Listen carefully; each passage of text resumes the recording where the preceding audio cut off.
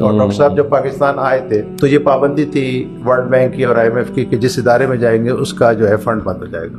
وہ بالکل بڑے واضح طور پہ اس سرمایہ داری نظام کو ہی کلپریٹ قرار دیتے ہیں کہ یہی دشمن ہے جو اسلام کے نظام کے خلاف کھڑا ہے. اور سرمایہ دولت نہیں، یہ بھی غلط لوگ کہتے ہیں کہ سرمایہ کوئی دولت ہے. سرمایہ تو روحانی چیز ہے.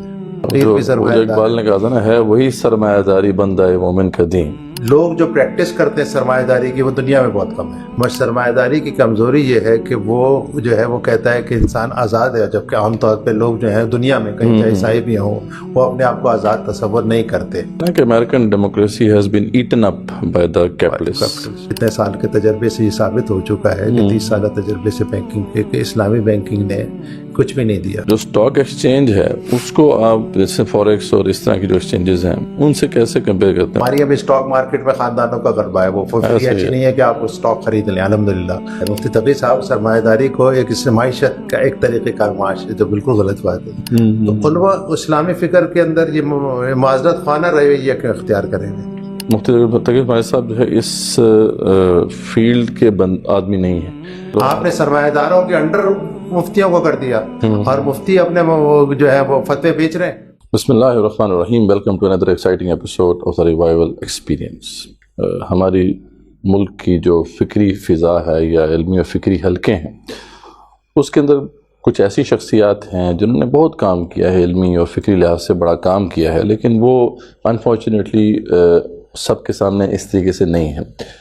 اسی طرح کی ایک شخصیت جنہوں نے اس حوالے سے بہت بڑی کنٹریبیوشن کی اور ابھی بھی حیات ہیں، کافی علیل بھی ہیں، اللہ تعالیٰ ان کو جو ہے صحت کاملہ عاجلہ نصیب فرمائے.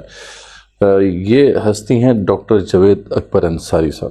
ڈاکٹر جاوید اکبر انصاری ان حلقوں میں ایک ویل نون شخصیت ہیں جو علمی اور فکری حلقے ہمارے ملک میں موجود ہیں، اور خاص طور پہ ان کا کام کیپٹلزم کے حوالے سے یا سرمایہ داری کے حوالے سے بہت زبردست ہے، بڑا ایکسٹینسو ہے. یعنی اس وقت جو دنیا میں جو ویسٹرن تھاٹ کا غلبہ ہے اس کا ایک بہت بڑا حصہ وہ سرمایہ داری نظام سے جڑا ہوا ہے. یعنی وہ ایکو سسٹم ہے جو کہ باقی تمام نظریات کو فیول کرتا ہے. ڈاکٹر صاحب کی اس حوالے سے تنقید بہت ایکسٹینسو اور بہت زبردست ہے، اور اس کے علاوہ انہوں نے پریکٹیکل سولوشنز بھی دیے ہیں. اس کے علاوہ فلسفے کے اوپر بھی بڑی گہری نظر ہے، خاص طور مغربی فلسفہ جو ہے، ایون اسلامک فلسفی کے اوپر بھی بڑی گہری ان کی نظر ہے، اور ان کی تحریریں جو ہیں وہ آپ ان سے مستفید ہو سکتے ہیں. تو اس وقت ہماری خوش قسمتی ہے کہ اسی حلقے سے تعلق رکھنے والے ایک اہم شخص سید محمد یونس قادری صاحب موجود ہیں. ڈاکٹر صاحب کے یہ شاگردوں میں سے ہیں، اور 1990 سے یہ ڈاکٹر صاحب کے حلقوں میں یعنی حلقات جو ہیں ان کے ساتھ ان کا تعلق رہا، اور بہت کلوز جو ہے ان کے ساتھ ان کا تعلق رہا. ان کی صحبت سے انہوں نے بہت کچھ حاصل کیا اور مستفید ہوئے. آپ جو ہیں MA اکنامکس ہیں کراچی یونیورسٹی سے، اور ابھی ان کی PhD بھی کمپلیٹ ہونے والی ہے. اسلامک فائنانس کے حوالے سے ان کی جو کاوشیں ہیں وہ یہی ہیں کہ اس وقت پریکٹیکل ماڈل کون سا ہے جو کہ ڈیولپ کیا جا سکتا ہے اور جو امپلیمنٹ بھی کیا جا سکتا ہے آج کے دور میں. تو کافی زیادہ جو ہے ان کی ریسرچ اور اس والے سے کاوش رہتی ہے. یونس قادری صاحب، welcome to the podcast. ہاں، بہت شکریہ آپ کا بلانے کا، اور خاص کر ڈاکٹر صاحب کے تعلق سے مجھے بلانا یہ میری خود سعادت ہے کہ میرا نام ان کے ساتھ شامل ہو جائے. تو ان کی شخصیت پہ تو ظاہر سی کلام کرنا، میرے پورے طور پہ احاطہ کرنا بہت مشکل ہے، کیونکہ وہ ایک ان کے اندر ایک صرف علمی شخصیت نہیں ہے کہ روحانی طور پہ بھی بہت روحانی شخصیت. اور مولانا مودودی صاحب کے ساتھ ان کی ساتھ رہا، اور ان کی فکر کو جس طریقے سے انہوں نے بیان کیا وہ خود جماعت اسلامی اس طریقے سے مولانا مودودی کو نہیں. یعنی ہم یہ کہہ سکتے ہیں کہ اس کو ایک ایکیڈیمک ڈومین میں جس طریقے سے انہوں نے پریزنٹ کیا ہے واقعی ایک بہت بڑی کنٹریبیوشن ہے. یعنی مولانا مودودی رحمۃ اللہ علیہ کا جو لہجہ تھا یا ان کی جو کاوش تھی وہ دائیانہ تھی، اور لیکن اس کو ایکیڈیمک حلقوں میں اس کی جو پذیرائی جس طریقے سے ہونی چاہیے اس کو پھر پریزنٹ کرنا، یہ کام بڑی بات ہے. اسی شخص کے مطلب اس کا سہرا جا سکتا ہے کہ جو اس پورے ڈومین سے واقف ہو، اکیڈیمیا میں خود بھی ایک بڑی اسٹرانگ پوزیشن رکھتا ہو. تو یہ بالکل اس میں بہت بڑی کنٹریبیوشن ہے ان کی. اصل میں یہ شخصیات جب یہ باہر گئی ڈاکٹر صاحب نے اپنے پی ایچ ڈی کے لیے خورشید صاحب نے بھیجا تھا ڈاکٹر صاحب کو. اچھا ہاں، اس پہ تھوڑا آتے ہیں کہ تھوڑا سا بیک گراؤنڈ ہم لے کے چلتے ہیں کہ جاوید اکبر انصاری صاحب جو ہیں وہ کہاں سے ان کا سفر کا آغاز ہوا اور پھر کس طریقے سے وہ اس فیلڈ میں آگے بڑھے. تو اس ادھر سے شروع کر لیتے ہیں، پھر انشاءاللہ اس میں یہ چیز ڈسکس بھی ہو جائے گی. ہاں، ان ڈاکٹر صاحب ظاہر سی بات ہے کراچی یونیورسٹی میں پڑھے اور ظاہر سی بات ہے بڑے ذہین اسٹوڈنٹس میں شامل تھے اور پھر جماعت کے ساتھ تحریک کے ساتھ شریک بھی رہے. تو یہ میرے خیال ہے 70s کا دور ہے اور یہ دور وہ ہے کہ اشتراکیت دنیا بھر کے اندر یہ کمیونزم کا کی جلغار تھی اور ہر طرف جو ہے ان کا ایک شور ہوا تھا. تو اس دور کے اندر لوگ تحریکات سے بڑے وابستہ تھے اور ولولہ بہت تھا جماعت اسلامی دیگر جماعتوں میں، اور نظام کی بات کرتے تھے جماعتیں کہ ہمیں ایک نظام چاہیے ہے. تو اس سلسلے میں پروفیسر ڈاکٹر خورشید صاحب رحمۃ اللہ علیہ انہوں نے جو ہے ڈاکٹر صاحب کو جاوید اکبر انصاری صاحب کو لندن بھیجا کہ وہ جو ہے وہ مارکس کے اوپر اور اشتراکیت کے اوپر ایک پی ایچ ڈی کرے تاکہ ہم اچھی طریقے سے اس سے آگاہ ہو سکیں. صحیح. تو ڈاکٹر صاحب کو لندن میں گئے تو وہاں پہ جتنی بھی تحریکات تھیں، لندن کیونکہ مرکز ہوتا تھا، بالکل ایسا، تو ان تحریکات سے بالمشافہ ملنے کا بھی موقع ملا ان کو اور ان کے ساتھ کام کرنے کا بھی موقع ملا. اور پھر اس کے بعد وہ ایرانی انقلاب کا پورا آیا تو اس کے ساتھ بھی کام کرنے کا، تو اس لیے ان کے ساتھ جو ہے پریکٹیکل ان کے ساتھ رہا. اور پھر یہ بڑے بڑے ادارے UNDP ان کے ساتھ پالیسی سازی کا کام بھی کیا اور اکنامک پالیسی سازی کا بھی کام کیا. مگر ان کی فکر کے اندر جو نمایاں تبدیلی آئی وہ یہ آئی کہ مولانا مودودی صاحب کی فکر کے بعد جب انہوں نے دیکھا کہ ہمارا دشمن اشتراکی نہیں ہے، اصل دشمن تو سرمایہ داری ہے. اور یہ وہ نئی بات تھی جو ڈاکٹر صاحب کے علاوہ میں نے تو ابھی تک کچھ نہیں کہی. اور خاص کر یہ بات کہ اشتراکیت اور لبرلزم یہ سرمایہ داری ہی ہے، دونوں سرمایہ داری کے دو نظریات ہیں. بظاہر تو یہی لگتا ہے کہ یہ دو نظریات ایک دوسرے کے مخالف ہیں اور ایک دوسرے کے خلاف برسے بیکار بھی رہے. ایک طرف ظاہری بات ہے کیپٹلزم تھا، دوسری طرف کمیونزم تھا، لیکن ان ایسنس میں یعنی اگر آپ گہرائی میں اتریں تو یعنی یہ ڈاکٹر صاحب کا جو ایک انالیسس ہے کہ یہ ایک ہی ہیں. لیکن تھوڑا سا اس پہ وضاحت کریں گے کس طریقے سے یہ ایک ہیں. یہ جو آپ کے فکر ہے، یہ نظریہ ہے پورا کا پورا یا نظام ہے پورا، فرض کریں آپ نظام کی بات کرتے ہیں، اس نظام کو چلانے کے مختلف فکر کے ذریعے ہوتے ہیں کہ اس فکر سے بھی چل سکتا ہے، اس سے بھی چل سکتا ہے، اس سے بھی چل سکتی ہے، ایک گاڑی پیٹرول سے بھی چل سکتی ہے، CNG سے بھی چل سکتی ہے، بہت ساری چیزوں سے چل سکتی ہے، مگر ہوگی وہ گاڑی کو چلانے کے لیے مختلف نظریات، یعنی کہ ایک پورے نظام کو چلانے کے لیے. تو سرمایہ دارانہ نظام کو چلانے کے جو دو بڑے نظریے، اور بھی نیشنلزم بھی ہے، مگر دو بڑے نظریات جو رہے وہ ایک اشتراکیت رہا اور دوسرا جو ہے وہ آپ کے لبرلزم رہا. اچھا ٹھیک ہے. اور ان کے گول یعنی کہ جب نظام کی بات کرتے ہیں تو ہم کہتے ہیں اس کے مقصد ایک ہوتا ہے. جیسے اسلام ہے، اب ہم کہیں یہ شیعہ ہے، سنی ہے، دیوبندی ہے، بریلوی ہے، مگر ہم اس کو مسلمان کہتے ہیں. تو مسلمان کے مختلف نظریات کے ذریعے ہم کہتے ہیں کہ کوئی کہتے ہیں تصوف کے ذریعے آپ اسلام زیادہ، کوئی کہتے ہیں علمیت کے ذریعے، کوئی کہتے ہیں جہاد کے ذریعے. تو یہ ملٹیپل یعنی مقصد ایک ہے لیکن جو ہے میتھڈالوجیز تھوڑی سی مناہج میں تھوڑا سا فرق ہے. تو مختلف نظریات سے ایک ہی گول اچیو ہو جاتا ہے دنیا کے اندر. اور ظاہر سی بات ہے یہ جو اشتراکیت ہے، لبرلزم ہے، یہ کوئی وحی کے ذریعے تو آئے نہیں ہے، حق تو کوئی ہے نہیں. تو یہ تو صرف انسان نے اپنی ہی جو فیکلٹیز ہیں، عقل، اپنا قلب ہے، اور جو اس نے خراب کر دیا تھا اس سے یہ نکالے ہیں نظریات. کوئی کسی صحیفے سے تو نہیں آئے. تو عقل کے نظریے کے طریقے تو تبدیل ہوتے رہتے ہیں. صحیح بات. کبھی وہ کہتے ہیں کہ میں نے یہ سوچا کہ ایسے ہونا چاہیے، کبھی کہتے ہیں کہ ایسے ہونا چاہیے، تو کبھی کہتے ہیں ریشنلزم آبی ہے، پھر بعد میں کہتے ہیں ریشنلزم جو ہے وہ سلیو آف انٹیوشن ہے. تو یعنی کہ جو ہے عقل جو ہے وہ تو آپ کے نفس کی تابع ہے، غلام ہے، تو اصل چیز تو آپ کے نفس سے نکلتی ہے. تو یہ اس طریقے سے یہ ان کے پاس مختلف نظریات ہیں. تو ڈاکٹر صاحب نے سب سے پہلے آ کے بات کی کہ اشتراکیت سے نہیں، نہ لبرلزم سے، ہمیں تو کیپٹلزم، سرمایہ داری سے مقابلہ کرنا ہے، جس کے اندر یہ سارے شامل ہو جائیں گے. جب ہم یعنی کہ سرمایہ داری کے جو اصل چیز ہے، سرمایہ داری کہتی ہے کہ ہر انسان آزاد ہے، جو چاہنا چاہ سکتا ہے، اس کو یہ آزادی ہے. اور پھر اس کے بعد میں بات کریں گے یہ کیسے آتی ہے. مگر یہ اس کے مختلف فلسفے نکلے گئے. انسان کا اصل مقصد دنیا میں آنے کا یہ ہے، اس کو کسی نے خالق نہیں ہے اس کا، وہ خود اپنا خالق ہے، یعنی کہ وہ خود اپنا انسان، لا الہ الا انسان کہتا ہے، آٹونومس بینگ ہے وہ، سیلف وہ جیسے نا کہ خود ہی وہ ڈیسائیڈ کرے گا رائٹ کیا ہے رانگ کیا ہے. بالکل وہ سب کچھ وہ خود، وہ اس میں آزاد ہے، وہ چاہے جو کرنا چاہے وہ کہے. تو ایک آزاد شخص ہے، اور وہ دنیا میں جو آتا ہے وہ دنیا میں زیادہ سے زیادہ دنیا کو جنت بنا کے اس میں زیادہ سے زیادہ ترقی کرنا چاہتا ہے. یہ اس کا گول ہوتا ہے. صحیح بات. اور ظاہر سی بات ہے ایسے لوگ جو یہ خواہش کرتے ہیں وہ سب مساوی اس معاملے میں مساوی ہوتے ہیں، اسکلز کے معاملے میں مساوی نہیں ہوتے. یہ اسلامی مساوات نہیں ہے. یہ بڑے لوگ کہتے ہیں اس مساوات سے مطلب اسلامی مساوات ہے. یہ اسلامی مساوات نہیں ہے. یعنی ہر آدمی مساوی ہے کہ اس کو ہر خواہشات اس کی پوری کی جائے. اس میں ایکوالٹی آف اپرچونٹی کہتے ہیں، سب کو تمام اپرچونٹی ملے کہ وہ میکسیمم اپنا جو پلیئر ہے وہ حاصل کر سکے.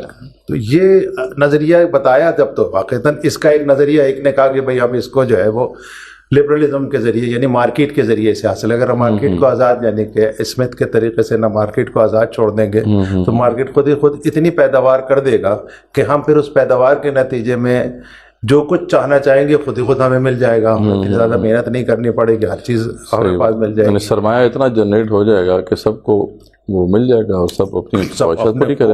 اور پھر اسٹیٹ کا اس میں یہ ہوگا کہ ریاست اس میں جو ہے نا ان معاشی معاملات میں دخل اندازی نہیں کرے گی، بلکہ صرف ریاست قانون سازی کرے گی کہ اس کے خلاف کوئی آدمی عمل درآمد نہ کر سکے، اس کو سزائیں دے گی. اس کے نتیجے میں جو مارکس آیا تو اس نے کہا نہیں ایسا نہیں ہے، یہ جو بورجوا کلاس ہے انہوں نے جو ہے وہ مزدوروں کا استحصال کیا ہے، اور انہوں نے جو ہے اس سرمایہ دار نے جو مزدوروں کا استحصال کیا ہے. اس لیے اگر اقتدار ہم مزدوروں کی جماعت کو دے دیں، سوشلسٹ پارٹی کو دے دیں، اور یہ تمام چیزوں کو ہم جو ہے وہ اس پارٹی کے نیشنلائز کر دیں، اس کے اندر کر دیں، اس کے تحت کر دیں، تو پھر یہ ہے کہ لوگ جو ہے وہ مزدور جو ہے وہ سرمایہ دار کے برابر حقوق لے لے گا. سب سے بڑا سرمایہ دار تو مزدور ہوتا ہے، سرمایہ دار وہ نہیں ہوتا ہے بورجوا کے، بلکہ سارا مزدور ہوتا ہے، کیونکہ وہ تو ہمیشہ اپنے حقوق مانگتا رہتا ہے کہ مجھے یہ وسائل مل جائے. تو میں سرمایہ دار سے اس کا ناراضگی یہ کہ وہ اپنے سرمایہ میں سے اس کو حصہ نہیں دیتا. تو انہوں نے کہا اب سرمایہ دار کے بجائے اگر ان کو ہم سارے حقوق دے دیں گے اور ان کو کہیں گے تم اقتدار پہ آ جاؤ، تو پھر جو ہے کہ یہ خوب پیداوار کریں گے. جب یہ خوب پیداوار کریں گے تو جو چاہنا چاہیں گے لوگ دنیا میں وہ چاہنے لگیں گے ایک دم ہی. اچھا، اینڈ پروڈکٹ جو اینڈ رزلٹ ہے وہ وہی چاہ رہے ہیں، یہ بھی وہی یعنی سب کو جو ہے اتنا مل جائے کہ وہ اپنی جو میکسیمم پلیئر والا جو ایک اصول ہے اس کو وہ اس سے امپلیمنٹ کر کے اپنا فائدہ حاصل کر سکے. تو یعنی یہ الٹیمیٹ ٹارگیٹ وہی ہے. وہی کمیونزم جو ہوتا ہے ان کا سیکنڈ فیز ہے. کمیونزم جو بنتی ہے جو غلط کہتے ہیں کمیونزم یہ لاسٹ فیز ہے. جب سب کچھ حاصل ہو جائے گا تو پھر سب لوگ کمیون ہو جائے گی، کمیون بن جائے گی. تو وہ جو ہے وہ دنیا کے اندر جو ہے وہ انسان کی جو اقتدار ہے پورا دنیا پہ وہ قائم کر دے گی. اور وہ جو کچھ چاہنا چاہیں گے کہ موت کو شکست دے دیں گے، دنیا کو جنت بن جائے گی. پھر اس وقت کسی کو کام کرنے کی کیا ضرورت پڑے گی؟ پھر کون مزدور بنے گا، کون لائنوں میں لگے گا؟ اب سب جو کچھ لبرلزم پوری طور پہ، تو ان کا صرف یہ کہ لبرلزم جو ہے حقوق سب کو وہ آہستہ آہستہ ملیں گے. پہلے وہ دور آ ہی نہیں سکا، اس سے پہلے ہی سوشلزم ملیامیٹ ہو گیا. اب اس وقت جو ہے لبرلزم اور نیشنلزم اور پھر سوشل ڈیموکریٹس اور یہ دیگر نظریات جو ہے اب وہ آ گئے ہیں. تو یہ وہ کہتے ہیں نا کہ اب کنٹرول کیپٹلزم ہی ہے. وہ جو تھا کمیونزم کا جو نظریہ وہ تو اب فیل ہو گیا، لیکن یہ ہے کہ ایک چائنا کے اندر بھی اور ہر جگہ پہ وہ اسٹیٹ کنٹرول کیپٹلزم ہی ہے، اور وہ اسی کی ایک شکل ہے جو کہ وہاں پہ نہیں. سرمایہ کیپٹلزم میں تو ہمیشہ اسٹیٹ بہت طاقتور ہوتی ہے، یہ غلط پتہ. ایک تو کیپٹلزم میں جو ہے وہ فرد پراپرٹی نہیں ہوتا، مالک نہیں ہوتا، شخصی ملکیت ختم کر دیتا ہے. یہ غلط بتاتے ہیں کہ وہ شخصی ملکیت پرائیویٹائز کرنے کا مطلب شخصی ملکیت نہیں دینا. پرائیویٹائز کا مطلب ہے کہ کارپوریشن کو دے دینا ہے، اور کارپوریشن وہ ہوتی ہے جس میں شیئر ہولڈرز جو ہوتے ہیں وہ مالک تصور کیے جاتے ہیں، اور مزدور جو ہوتا ہے مینیجر وہ اس کو چلاتا ہے تاکہ وہ سرمایہ کو زیادہ بڑھا سکے. سب سرمایہ کے غلام ہو جاتے ہیں. ایک انٹرسٹنگ انسائٹ ہے کہ آپ کہہ رہے ہیں کہ جو کیپٹلزم ہے اس کے اندر بھی پرائیویٹ پراپرٹی نہیں ہے. نہیں، سرمایہ کی ملکیت اس میں سرمایہ کے حوالے سے دیکھا جائے تو ادھر بھی جو ہے وہ یہ جو پبلک انٹرپرائز ہیں یعنی یہ جو کارپوریشنز ہوتی ہیں، تو کارپوریشنز کے تحت ہے یہ سب کچھ. شخص قانونی ہوتا ہے نا, مالک کون ہوتا ہے, وہ جو کارپوریٹ ہوتی ہے وہ شخص قانونی بن جاتی ہے. لیگل پرسن تو وہ تو پرسن تو نہیں ہوتی. صحیح بات. آپ نے ایک بے جان چیز کو, بروک بانڈ کمپنی کو لیگل پرسن بنا کے اس کے, اب وہ مقدمہ جو ہوگا وہ کسی شخص پہ تو نہیں ہوگا, اس میں ہزاروں شیئر ہولڈرز ہیں, لاکھوں شیئر ہولڈرز, ٹھیک ہے, تو کس پہ ہوگا؟ Brooke Bond company. Brooke Bond company کیا کوئی سانس لینے والی چیز ہے؟ تو ساری چیزیں جو وہ سرمایہ کا ایک مرکز ہوتی ہے. یعنی وہ یہ کہتے ہیں کہ اسٹیٹ ہے تو یہ بھی ایک طرح سے وہ ایک منی اسٹیٹ ہی بن گئی ہے کارپوریشن جو ہے. جی کارپوریشن تو اس وقت سب سے مضبوط ہے نا, کارپوریشن ڈیسیژن. اتنی بڑی بڑی کارپوریشنز ہیں کہ ان کے جو بجٹس ہیں وہ تو ملکوں سے بھی زیادہ ہیں. نہیں, اصل تو کارپوریٹ ہی بنانی, کارپوریشن جو ہوتی ہے وہاں پہ صرف آپ وہ ڈیسیژن لیتے ہیں جس سے سرمایہ بڑھ جائے. اور سرمایہ دولت نہیں, یہ بھی غلط لوگ کہتے ہیں کہ سرمایہ کوئی دولت ہے. سرمایہ تو روحانی چیز ہے, سرمایہ دولت نہیں ہے. جب وہ کانکریٹ کسی صورت میں آ جائے تو وہ سرمایہ نہیں رہتی. یہ تو حل میں مزید ہے, وہ ہمیشہ آدمی جو ہے وہ حرص کرے اور حسد کرے. یہ دو روحانیت آپ کے اندر, یہ روحانی یعنی کہ شیطانیت آپ کے اندر پیدا ہو جائے تو آپ سرمایہ دار بن جائیں گے. اور یہی سرمایہ ہے. سرمایہ کانکریٹ تو کہیں بھی آپ نے نہیں دیکھا ہوگا نا, فائنینشیل سیکٹر میں کہیں آپ کو سرمایہ نظر آتا ہے. اگر وہ دولت میں پیسے کی صورت میں آ جائے, چاہے جائز ہو ناجائز ہو, وہ دولت ہوگی, وہ سرمایہ نہیں ہوگا. سرمایہ اٹ سیلف تو از نتھنگنیس ہے, وہ صرف آپ اس کے پیچھے دوڑتے چلے جاتے ہیں. اور وہ اس کو لینے کے لیے ہر آدمی, مزدور بھی, ایک ماں بھی, اور ماں بھی کہتی ہے تمہیں کیا بننا ہے, انجینئر بننا ہے تاکہ تم زیادہ زیادہ سرمایہ کما سکو. وہ تو نہیں کہتی تمہیں جنت میں جانے کے لیے, وہ تو آبجیکٹیو نہیں ہے. تو اب ہر ماں بھی سرمایہ دار ہو گئی ہے, ہر بیٹا بھی سرمایہ دار ہو گیا, ہر باپ بھی سرمایہ دار ہے, دکاندار بھی سرمایہ دار ہے, فقیر بھی سرمایہ دار ہے. اقبال نے کہا تھا نا, ہے وہی سرمایہ داری بندہ ہے مومن کا دین. تو سرمایہ داری ہی ہمارا دین بن گیا. تو یہ فکر جب ڈاکٹر صاحب نے دی اس دور کے اندر, تو یہ اس نے ہلچل مچا دی, اور خود جماعت اسلامی میں ہلچل مچ گئی. بالکل, کہ یہ ہم جس کی طرف تحریک چلا رہے تھے تو ہمیں پھر اپنا تو ہمیں بھی تبدیل کرنا پڑے گا, ہمیں بھی رد کر دیا ہے. تو اس فکر نے جو ہے ڈاکٹر صاحب کو یہ بات کی کہ ہمیں اصل جد و جہد, اصل کوشش سرمایہ داری کے خلاف کرنی ہے. اس کے نظریات مختلف ہیں, ان کے نظریات کو صرف نہیں دیکھنا ہے بلکہ سرمایہ داری کو اس کے اصل فکر کے ساتھ, اصل فلسفے کے ساتھ, اصل تھاٹس کے ساتھ اس کو پڑھ کر پھر اس کو رد کرنا ہے. سرمایہ داری کو جو غالب نظام ہے دنیا میں وہ سرمایہ داری ہے, نہ اشتراکیت ہے, لبرل ہے, نہ لبرلزم. اس وقت سب سے زیادہ سرمایہ داری کا جو سب سے زیادہ مقبول نظریہ ہے وہ لبرلزم ہی ہے. زیادہ نظریہ جو مقبول ہے. نیشنلزم بھی ظاہر سے بغیر نیشنل لبرلز کا یہ ہے کہ وہ کہتے ہیں کہ اسٹیٹ پاورفل نہیں ہوگی, ہر آدمی مگر ظاہر سی بات ہے وہ اس کو ظاہر سی بات ہے ایک اسٹیٹ بھی چاہیے. تو ظاہر سی بات اس کو عملی طور پہ لبرلز کو جو ہے نا وہ قوم پرستی کے اندر زیادہ تر ضم ہوتی ہوئی نظر آ رہی ہے. یعنی امریکن قوم پرستی, جرمن قوم پرستی, اور پاکستانی قوم پرستی, ہندوستانی قوم پرستی. یہ لبرلزم جو ہے, جو کیپٹلزم ہے, it needs nationalism as well. Nationalism اس کے لیے خطرہ بھی ہے کیونکہ وہ کیپٹلزم کہتا ہے کہ یہ آپ کا سرمایہ صیاد ہے. ہاں جی, وہ کسی جگہ رک نہیں سکتا. جس جگہ اس کو بہاؤ میں جہاں اس کو زیادہ منافع, یعنی کہ اگر فرض کریں اس کو چائنا میں زیادہ ہے تو وہ چائنا کی طرف جائے گا. اور اب یہی بات بھی ہو رہی ہے کہ نیشن اسٹیٹس کو اسٹرانگ ہونا چاہیے. کہ وہی ہو گیا نا, وہ جو ٹرمپ کا بھی ایک بیانیہ ہے کہ we want to make America great again. تو وہ وہی بات ہو رہی ہے کہ امریکن اسٹیٹ کو اب زیادہ کنٹرولز لگانے ہیں تاکہ سرمایہ باہر نہ جائے. تو یہ صحیح بات ہے کہ کیپٹلزم جو ہے وہ تو کوئی باؤنڈری نہیں دیکھتی, وہ تو ایک گلوبل اکانومی کے ساتھ جو ہے اس کا ایک تعلق بن جاتا ہے.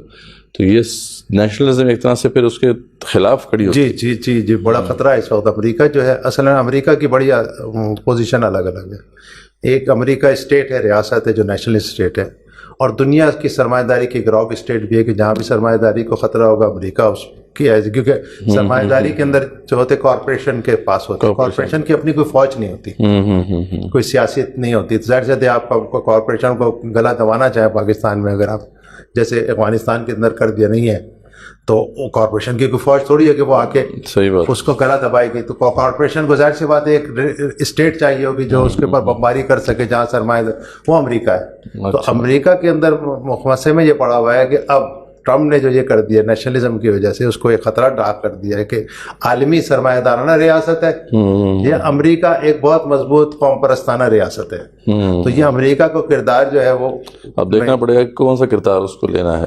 نہیں، ظاہر سی بات ہے اگر وہ بہت قوی اپنا یعنی کہ امریکی قوم پرستی، کیونکہ ووٹ تو ظاہر سی بات ہے قوم پرستی کی سرمایہ داری کے اندر نہیں ملتے، تو اب یہ جو اس کے پاس کانفلکٹ ہے اگر یہ بڑھ جاتا ہے تو ظاہر سے سرمایہ داری کو الحمدللہ انشاءاللہ تعالی ضرور اس سے نقصان ہوگا. بہت انٹرسٹنگ وہ ہے کہ انشاءاللہ تعالی پھر امریکہ کی ہیگمنی جو ہے وہ ختم ہوگی، اور سرمایہ داری جب وہ کارپوریشنز کے ہاتھ میں آ جائے گی، کارپوریشن کے ہاتھ میں بھی امریکہ کے اندر بڑی بڑی کارپوریشن ڈیسیشن لے جائے، الیکشن ہی وہ جتواتی ہے. تو اس وقت سب سے بڑی ریاستی جو میرا خیال تنظیم ہے وہ کارپوریشن، بلکہ وہ تو کہتے ہیں نا کہ American democracy has been eaten up by the capitalist, تو وہ اس کو ہڑپ کر گیا ٹوٹلی. اب جو ہے بلکہ کسی نے یہ بھی کہا تھا کہ امریکن جو سینیٹرز ہیں یا ان کے جو ہاؤس آف جو ریپرزینٹیو میں ہوتے ہیں لوگ، ان کو فارمولا 1 جیکٹس پہننی چاہیے. وہ جو فارمولا 1 جیکٹ پہنتے ہیں نا، جن کے پیچھے اسپانسرز بھی ہوتے ہیں، کیسے پتہ تو چلے کون اسپانسر کر رہا ہے، تو کم سے کم جیکٹ پہن لیں تو پتہ چل جائے ہمیں. تو یعنی اس حد تک جو ہے کیپٹلزم نے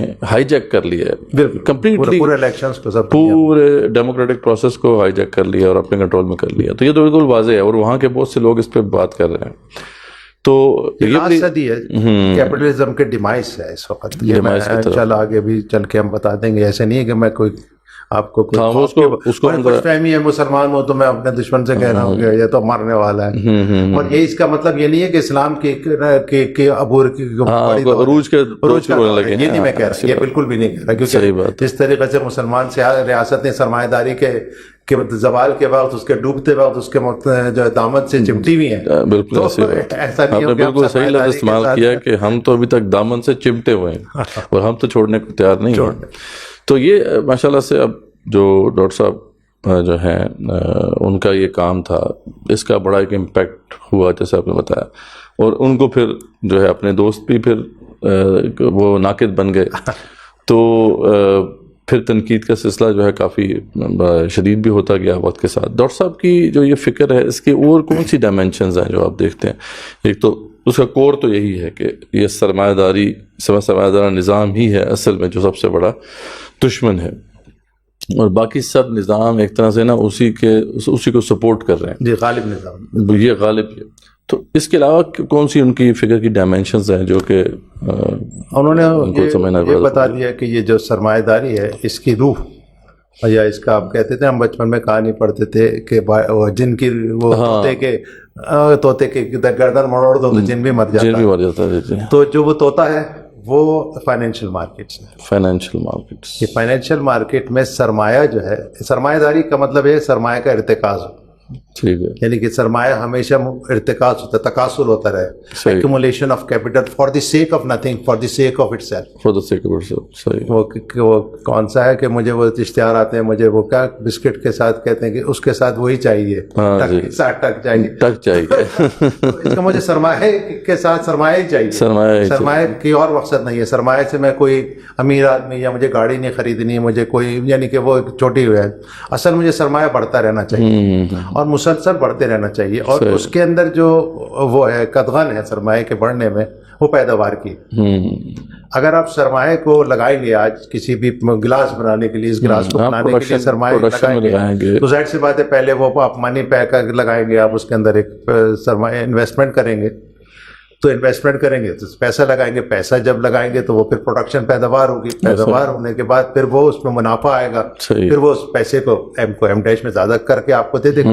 مگر یہ تو بڑا لمبا پروسیس ہے، پیداوار میں کم سے بڑی پیداوار کریں تو سال بھر لگ جاتا ہے. اب یہ ہے کہ اگر آپ فائنینشیل مارکیٹ میں ڈالیں اس پیسے کو ہی 1 ملین آپ روپے کو فائنینشیل مارکیٹ میں ڈالیں بڑی جلدی تو وہ سٹے کی بنیاد میں اسی لمحے کے اندر، یعنی کہ ابھی ہم بات ختم بھی نہیں کریں گے، یا تو وہ بلین اور ٹریلین میں چلا جائے گا بغیر کسی پیداوار کے. تو فائنینشیل مارکیٹ نے سٹے اور میسر جسے آپ کہتے ہیں اور سود کے ذریعے یہ کام کر دیا کہ اس کو اب پیداواری मार्केट की ज़रूरत नहीं है। सही बात। वो बगैर पैदावार में चाहे वे हाँ, पैसे के ऊपर पैसा जब आसानी से बन सकता है तो कौन ये टेंशन ले, हेडेक ले कि प्रोडक्शन में जाऊंगा। देखिए प्रोडक्शन में तो फिर एक हेडेक भी है ना, आपको इन्वेस्ट करना है, फिर वो एक सेटअप बनेगा, फैक्ट्री बनेगी या जो भी है, उसमें आपको उसको मैनेज करना है, उसको प्रॉफिटेबल बनाना है, उसकी प्रोडक्टिविटी इंक्रीज करनी है, तो ये अच्छा ऐसा हेडेक है। अच्छा, तो इससे बेहतर है कि आप बस सरमाए के ऊपर सरमाया कमाल, खत्म बात। पैदावार तो मजबूरी है कि उसके बगैर तो दुनिया नहीं चल सकती। आप नहीं बनाएंगे तो अमेरिका भी कैसे जीतेगा जब तक जहाज। वो तो मजबूरी तो है ही, लेकिन ये है कि एक बंदे के पास पैसा है तो उसके पास मोटिवेशन जो है वो इसमें ज़्यादा है कि सरमाए के ऊपर सरमाया कमा ले और जल्दी मिल जाएगा उसको। यानी फाइनेंशियल मार्केट का जब मुझे अभी फिगर्स तो याद नहीं है, वह जितने भी डेवलप्ड कंट्रीज होते हैं उसका फाइनेंशियल मार्केट का हजम उसकी पैदावार प्रोडक्शन मार्केट से कई गुना ज़्यादा होता है। कई गुना ज़्यादा। और वो जो है वो फाइनेंशियल मार्केट जो है वो अपना ज़र खुद तख्लीक कर लेती है, खुद ही तख्लीक कर लेती है, क्योंकि वो सरमाए की बुनियाद पे वो सरमाया जब बढ़ता चला जाता है बगैर पैदावार से, तो वो जाहिर सी बात है वो आपकी जो है आपके बुक्स में जो है ना वो पैसा आपके या आपके जो है डिजिटल उसमें बढ़ता चला जाता है। वो डिजिटल के अंदर सिफर बढ़ता चला जाता है, 20 ट्रिलियन और ट्रिलियन के बाद वो जो फिगर्स आपको शायद तो कभी किसी ने देखी भी नहीं होती। ऐसे आप इनसे बड़े बड़े सरमायादारों से वो जो दुनिया के अंदर है इनसे कहें कि ये रकम हमें दे दो, तो किसी बैंक के पास वो रकम मौजूद नहीं। वो तो हमने कहा ना फ्रैक्शनल रिजर्व का वो तस्वुर है कि थोड़ा सा आपने रखना है बस, वो बाकी सब आपने बाकी सब तो डिजिटल सूरत में है। वो कानून के खजाना था वो भी उसके पास चाबियां थी, इसके पास तो कोई चाबी भी नहीं है, इनके पास एक क्लिक है। इसलिए ये फ्रेजाइल मार्केट है बहुत ही। अगर हम कोई अच्छी कोई बहुत बड़ी कोई आ जाए हमारे पास रियासत आ जाए तो ये फाइनेंशियल मार्केट को सेकंड्स में आप ख़त्म कर सकते हैं, नथिंगनेस है। और वो जो इकोनॉमी जो प्रोडक्शन पे पैदा है उनको तो मारने के लिए आपको बम मारना पड़ेगा। ज़राअत हो रही है या पैदावार हो रही है, मिल में आ रही है, फैक्ट्री में आ रही है, उसका बहुत बड़ा हजम है। वो तो अमेरिका की अगर आप जो है ना वॉल स्ट्रीट के उसको आप ख़त्म कर दें, किसी सूरत से आपके पास स्विच आ जाए या कोई आप हैक कर दें उसको निज़ाम को, तो वो हैक करने के बाद अमेरिका को नहीं पता लगेगा मेरी दौलत है कहाँ। या ये सरमाएदारी हमेशा जो है ना वो रीमर्स की वजह से हमेशा यानी कि कसाद की उसमें रहती है, नीचे की डाउनफॉल रहता है उसका, तो रिसेशन में रहती है हमेशा। और मुख्तलिफ रीमर्स आते रहते हैं मार्केट के अंदर, और क्योंकि उसके पीछे कुछ नहीं होता, जैसे रीमर आता है तो कुछ नहीं है तो वो कहाँ से देगा। जब सब लोग उससे कहते हैं कि जो मैंने बैंक में पैसा लगवाया, जो स्टॉक मार्केट में पैसा लगाया हुआ है मुझे दे दो, तो 1 आध 10-5% आ जाए तो वो दे सकता है। सब लोग आ जाएं कि मुझे सारे पैसे दे दो, तो वो तो है ही नहीं कहीं, तो कौन कहाँ से देंगे वो आपको। वो कहेंगे इसकी जगह दोबारा मैं आपके कंप्यूटर में वो फिगर डाल देता हूँ, तो वो कहेगा नहीं मुझे परचेजिंग कैसे करूँगा इससे, तो वो नहीं दे सकते। इसलिए ये बैंक्रप्सी कंटिन्यूसली 2008 से अमेरिकन इकोनॉमी में आ रही है, क्योंकि फाइनेंशियल मार्केट के अंदर बैंक्स जो हैं वो बबल्स क्रिएट हो गए। बबल्स जैसे ही कोई रिमर आता है बबल्स बर्स्ट होते हैं, और सबसे पहले जो होती है इनका इंश्योरेंस बैठती है, क्योंकि इंश्योरेंस पैसे कैसे देगा जब क्लेम्स इतने सारे आ जाएंगे। इंश्योरेंस क्लेम नहीं दे सकता, इसलिए इसका सिर्फ एक ही हल है, वो अमेरिका अपनी करेंसी को बेल आउट प्रिंट करता है करेंसी प्रिंट करके बेल आउट, फिर वो सबसे पहले इंश्योरेंस वालों को एजीसी कौन सी थी सबसे बड़ी, सही बात, वो उसको देता है, ताकि जब वो इंश्योरेंस का कॉन्फिडेंस दे देता है कि भाई नहीं हम आपके इंश्योर्ड हैं, हम आपके पैसे वापस कर देंगे, तो फिर जब ये कॉन्फिडेंस वो दे देता है इतने बिलियन 200 बिलियन 300, तो वो जब आ जाते हैं मार्केट में तो लोगों को फिर वो सेटिस्फाई कर देते हैं कि भाई हम तुम्हें कुछ लोगों को देना शुरू कर देते हैं, तो लोग फिर कुछ पैसे निकालने। मगर ये जब बबल्स आएंगे तो ये जो इन्होंने ये जो आप कहें कि वेंटिलेटर पे जो बार बार इकोनॉमिस्ट, तो आप कितनी दफ़ा इकोनॉमी को डालेंगे। सही बात। तो अगर ये कंटिन्यूसली आते रहे तो अमेरिकन इकोनॉमी और सरमायादारान इकोनॉमी कोलैप्सिंग की तरफ है, क्योंकि अब इनके पास कोई सोल्यूशन भी नहीं है। अब तो कोलैप्स की तरफ ही जा रही है। तो अब आप इसके दामन से सिमट जाएं और आप कहें कि हम भी पाकिस्तान के अंदर एक बहुत अच्छी फाइनेंशियल मार्केट बना रहे हैं, हमारा फाइनेंशियल सेक्टर बहुत स्ट्रांग हो जाएगा, स्टॉक मार्केट बहुत स्टॉक मार्केट में तो कुछ भी नहीं होता सिवाय सट्टे के, सेकेंडरी मार्केट में कोई पैदावार तो होती नहीं है, सिर्फ सट्टा हर वक्त जहाज होता है। जो स्टॉक एक्सचेंज है उसको आप जैसे फॉरेक्स और इस तरह की जो एक्सचेंजेस हैं उनसे कैसे कंपेयर करते होंगे? स्टॉक एक्सचेंज में तो एक्चुअल जो प्रोडक्शन करने वाली कंपनीज ही हैं, نہیں ان کے شیئرز ہیں. شیئرز نا, کمپنی تو نہیں ہے. ہاں ٹھیک کمپنیز تو پرائمری مارکیٹ میں ہوتی ہیں. ٹھیک ہے جو آپ کو بیسک شیئر دیا جاتا ہے وہ تو پرائمری مارکیٹ میں دیا جاتا ہے. ٹھیک ہے.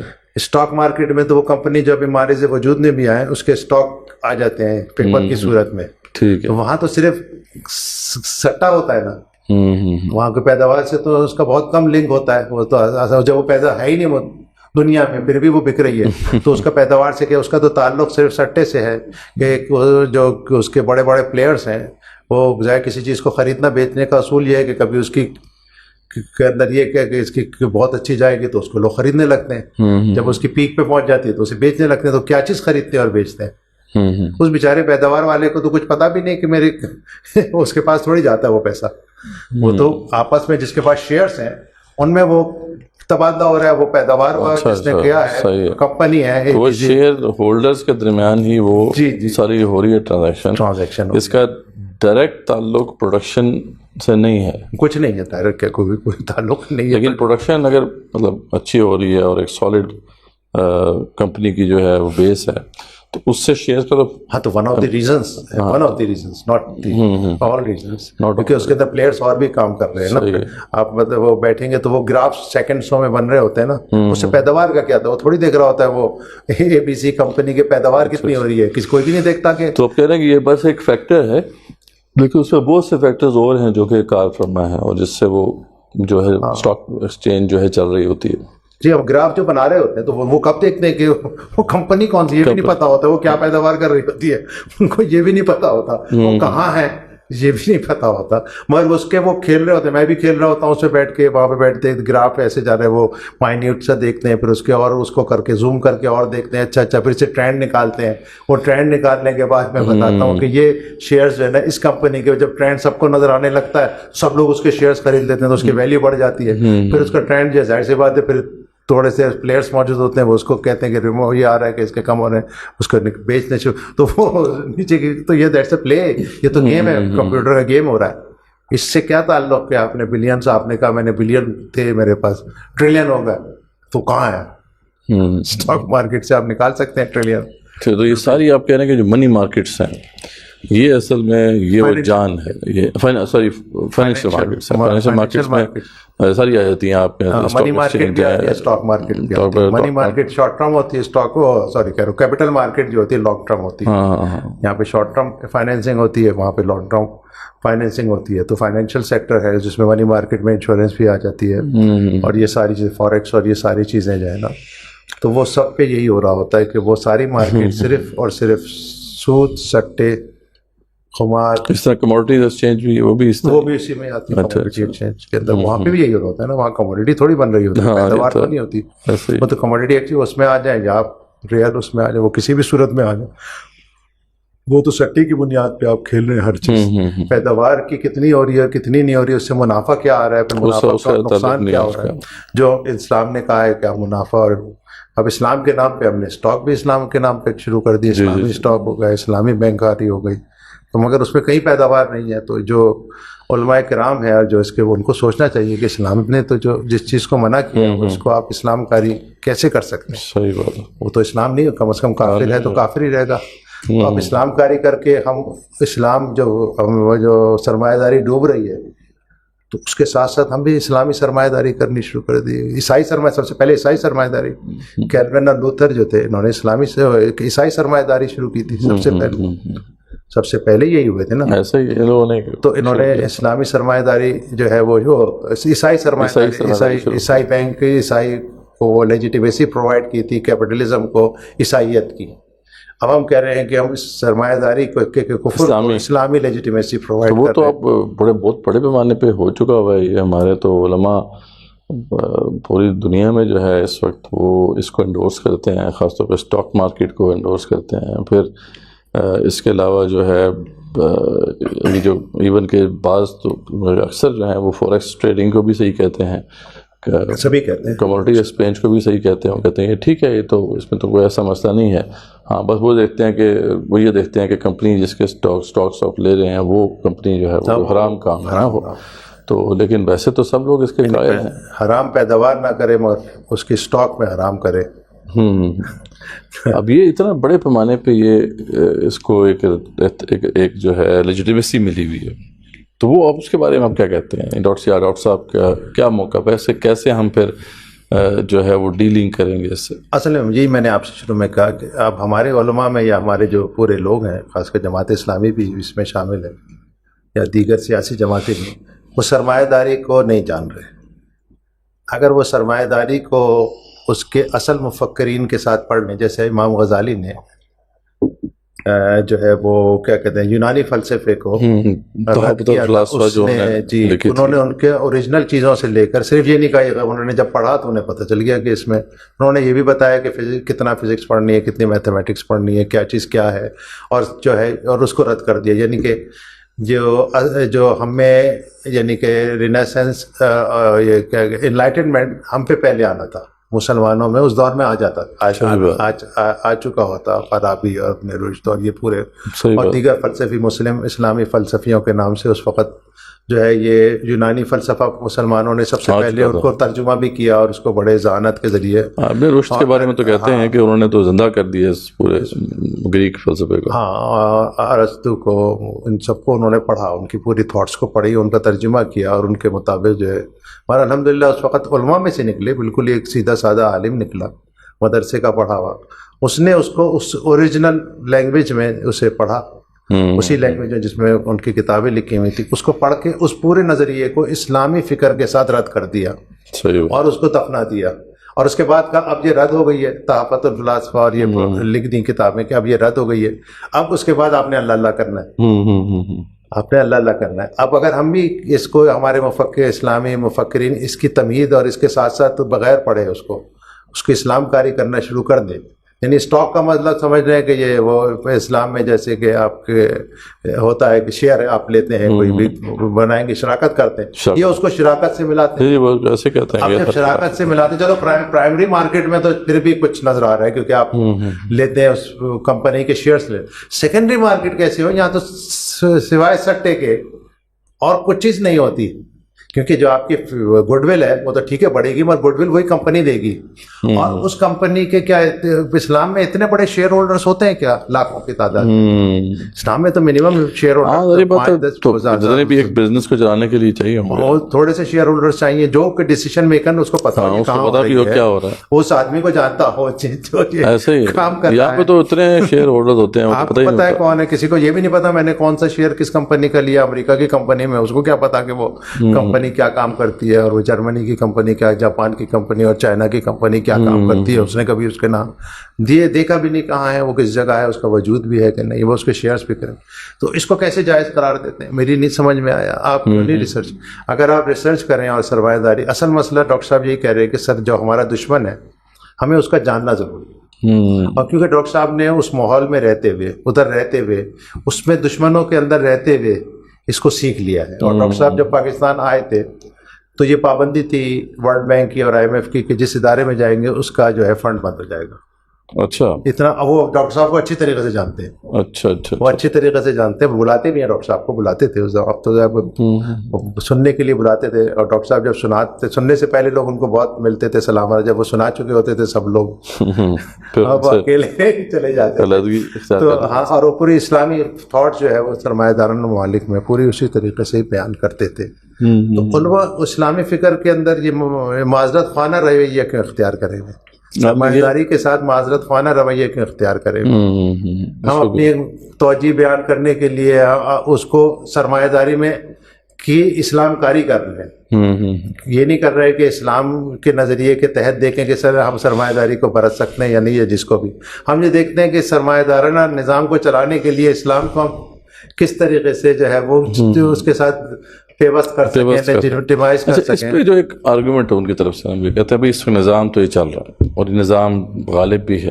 تو اس نظام میں اگر ہم اسلام کا کوئی کام کرنا چاہتے ہیں یا اسلامی جو بھی سرمایہ داری ہے یا اسلامی آپ کہہ لیں کہ فائنینشیل جو سیٹ اپس ہیں، اسٹرکچرز ہیں، ان کو بنانا چاہتے ہیں تو ہمیں مجبوراً اسی سسٹم میں کام کرنا ہوگا، تو اب اس لیے مجبوری ہے ہماری، ہم کہاں سے سٹارٹ دیں؟ نہیں، ایک تو جو علماء ہیں اس کو نظام ہی نہیں کہتے، اچھا سرمایہ داری کو نظام ہی نہیں کہتے، مفتی تقی صاحب سرمایہ داری کو ایک اس سے معیشت کا ایک طریقہ کار معاشرے تو بالکل غلط بات ہے. سرمایہ داری ایک نظام ہے اور پورا ایک مذہب ہے جس کا ایک کلمہ ہے لا الہ الا اللہ انسان. تو لا الہ الا الانسان تو وہ یہ اس کا کلمہ ہے. انسان پرستی کی طرف وہ جاتا ہے, آزادی, مساوات, ترقی. کیا یہ اسلام ہے؟ تو ایک نظام ہے. تو علماء اس کو نظام ہی نہیں کہتے, ایسے وہ اسے ویلی نیوٹرل کہتے ہیں, غیر اقداری. ایک معاشیات کا طریقہ ہے. تو معاشیات کا طریقہ آپ کو خریدنے بیچنے کے لیے آپ کمپیوٹر بھی استعمال کر سکتے ہیں, صحیح بات. آپ اور ٹیکنالوجی بھی. ابھی تو یہ ایک بس طریقہ کار ہے, یہ کوئی نظام نہیں جو اسلام سے ٹکراتا ہو. نظام ہوگا تو ظاہر سی بات ہے اسلام سے ٹکرائے گا ہی, ظاہر, ورنہ نظام نہیں ہوگا تو اسلام ہوگا. جو بھی نظام ہوگا. اب یہ کہہ رہے ہیں کہ یہ مغرب نے جو ان کو دھوکہ دیا تو اس دھوکے میں آ گئے. اچھا. اور سرمایہ داری کو انہوں نے جو ہے تو کفر کا مطلب بھی دھوکہ دینا ہے. تو کفر تو بیان نہیں کرتا اپنی اصلی بات, جبکہ ان کی فلسفی میں پڑھیں. صحیح بات ہے, اس سے پتہ چلتا ہے کہ یہ اصل مسئلہ کیا ہے. تو وہ فلسفی تو بتا رہے کہ ہاں یہی ہمارا یہی نظریہ, اس نظریے اس فکر کو, اس گول کو حاصل کرنے کے لیے, یعنی کہ آزادی, مساوات, ترقی اور مساوات کو حاصل کرنے کے لیے یہ طریقہ کار ہیں وہ سرمایہ داری کے اندر موجود ہیں. وہ طریقہ کار میں سب سے پہلے فائنینشیل مارکیٹ ہوگی, کیونکہ پیداوار کا مارکیٹ کی جگہ فائنینشیل مارکیٹ پوری مارکیٹس کے اوپر گرو کر جائے گی. تو آپ جب تک یہ نہیں سمجھیں گے کہ سب سے پہلی تو چیز یہ ہے کہ سرمایہ دارانہ نظام کو پورے طور پہ اس کی فکر کے ساتھ سمجھا جائے, جو ہم نے سمجھا دیے, ڈاکٹر صاحب نے بتا دیے, اور بہت سے ایسے لوگ ہیں جو بتا رہے ہیں. اس فکر کے بعد پھر ہم اس کی علماء اس کو اسلامی نظریات کے تحت اس کی رد کرتے چلے جائیں. اب اس میں گھسنے کی ضرورت نہیں ہے, بلکہ اس کے آلٹرنیٹو جو ہمارا سسٹم ہے اس کو ہمیں مضبوط کرنا ہے. اسلام نے تو پورا سب. اچھا, اس میں آپ نے ذکر بھی کیا تھا کہ ڈاکٹر صاحب کو ایک موقع ملا ایران کے اندر بھی کام کرنے کا. یہ غالباً وہی زمانہ ہے جب ایران میں انقلاب آیا 1979 میں, اور اس کے بعد کے جو حالات ہیں, تو اس کا بھی تھوڑا سا بتائیں کہ کیا ان کا ایکسپیرینس رہا اور کیا اس کا کوئی امپیکٹ ہوا وہاں پہ. کیونکہ آج ہمیں نظر آتا ہے کہ ایران کے اندر بھی اسی طریقے سے جو ہے فائنینشیل مارکیٹس ہیں اور بینکس ہیں اور اس طرح کے ادارے موجود ہیں. اس کا کوئی تفصیلی ڈاکٹر صاحب سے میری ایسے مکالمہ تو نہیں ہوا, مگر جو انہوں نے بہت بتایا تھا اس میں کہ وہ اس دور کے اندر ان کے وزیر اعظم تھے امام خمینی کے دور کے اندر. امام خمینی کو بہت کہتے ہیں انقلابی کہتے ہیں, ان کی بہت روحانیت کی بڑی تعریف کرتے ہیں. اچھا. اور امام خمینی کو اصلی اسلام. تو ان کے جو وزیر تھے بازرگان, میرے خیال ہے جو مجھے اگر یاد آ رہا ہے تو وہ ان کے آئیڈیل بھی حضرت عمر تھے, اور وہ ڈاکٹر صاحب کہتے ہیں. اور انہوں نے امام خمینی صاحب سے کہا تھا کہ آپ شیعہ انقلاب کی جگہ اسلامی انقلاب لے کر آئے. تو انہوں نے کہا بات تو صحیح کہہ رہے, انکار نہیں, مگر یہ ہے کہ میرے پیچھے تو شیعیت ہے پوری, تو میں ظاہر سی بات ہے شیعیت کو کم نہیں کر سکتا, تو اس لیے میرا انقلاب جو ہوگا وہ شیعیت یعنی کہ وہی ہوگا. تو انہوں نے کہا تھا کہ آپ کی جو انقلاب ہے یہ ایران کی سرحدوں کے پار نہیں جا سکے گا, آگے عالمی نہیں ہوگا. اچھا, یہ آپ ڈاکٹر صاحب نے کہہ دیا تھا؟ ڈاکٹر صاحب نے نہیں بات کرنے, انہوں نے کہا ڈاکٹر صاحب تو اتنی مجال نہیں کہتے تھے, براہ راست ان کی اکنامک پالیسیز بنائی اس وقت کی. اور انہوں نے ڈاکٹر صاحب نے فارسی سیکھی تھی.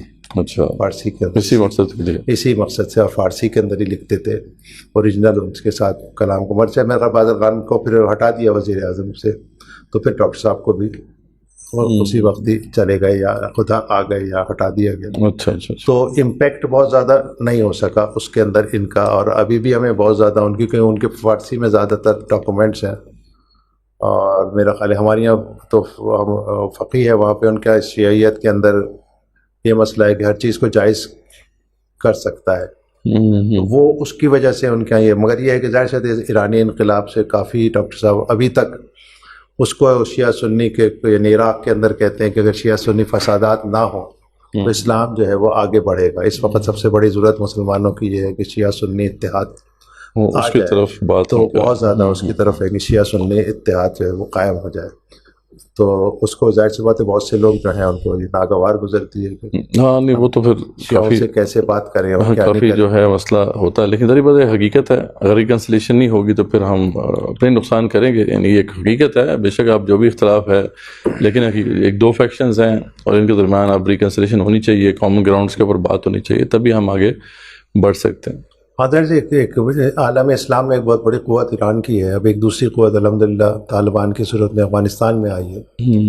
تو اگر طالبان اور افغانستان ایران لڑنے لگے تو اصل دشمن سے ہم لڑنے کے بجائے اپنے آپس میں لڑتے رہیں گے. تو الحمدللہ اس میں تو نہیں ہو رہی. وہاں تو شکر سے ایران نے بھی بڑی فراغ دلی کا ثبوت دیا. ابھی سے جو کچھ عرصے میں اسپیشلی جو ہے یا آپس میں ریکنسلیشن ہوئی ہے، یہ اچھی بات ہے، بڑی پازیٹیو ہے. ٹریڈ بھی ہو رہی ہے آپس میں، اور ٹریڈ بھی شروع ہوگی، اور یہ ہم دیکھ رہے ہیں کہ اسٹرانگ ایسٹرن بلاک جو ہے مسلمانوں کا وہ بننے جا رہا ہے، جو کہ اچھی بات ہے. کے ساتھ ہم پہلے ایران تھا، وہاں کے شیعہ اور پھر طالبان کی مخالفت. اب بالکل اس دور کے اندر ایران بالکل بیکورڈ ادھر ہے اور منع کر رہا ہے کہ کوئی یہاں سے امریکہ کا کوئی جہاز وہاں سے اڑ کے افغانستان پہ حملہ کر رہا ہو، یا وہاں کے کوئی قبائلی افغانستان پہ یا افغانستان ایران میں سنی اسٹیٹ قائم کرنے کے لیے تقریبی کارروائی کر رہا ہوگا.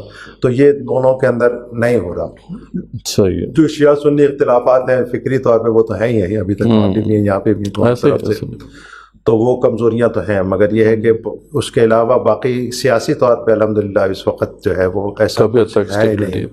اچھا، اب یہ ڈاکٹر صاحب کا انالیسس تو سامنے آ گیا، اور وہ بالکل بڑے واضح طور پہ اس سرمایہ داری نظام کو ہی کلپریٹ قرار دیتے ہیں کہ یہی دشمن ہے جو اسلام کے نظام کے خلاف کھڑا ہے. تو اب اس سے نکلنے کے راستے کیا ہیں؟ جب ہم دیکھتے ہیں کہ ہر طرف تو اس کا کنٹرول ہے، اس کی ہیجمنی جو ہے وہ قائم ہے، تو اس سے نکلنے کا راستہ اب کیا ہے؟ کیسے ہم جو ہے ایسے سٹیپس لیں کہ ہم اس کے جو شکنجے سے نکل سکیں؟ ہاں، یہ ظاہر سی بات ہے، یہ تو ایک بہت ہی اس کے شکنجہ جیسا ایز اے نظام. ویسے ایز اے نظام سرمایہ داری سب سے بڑا نظام ہے.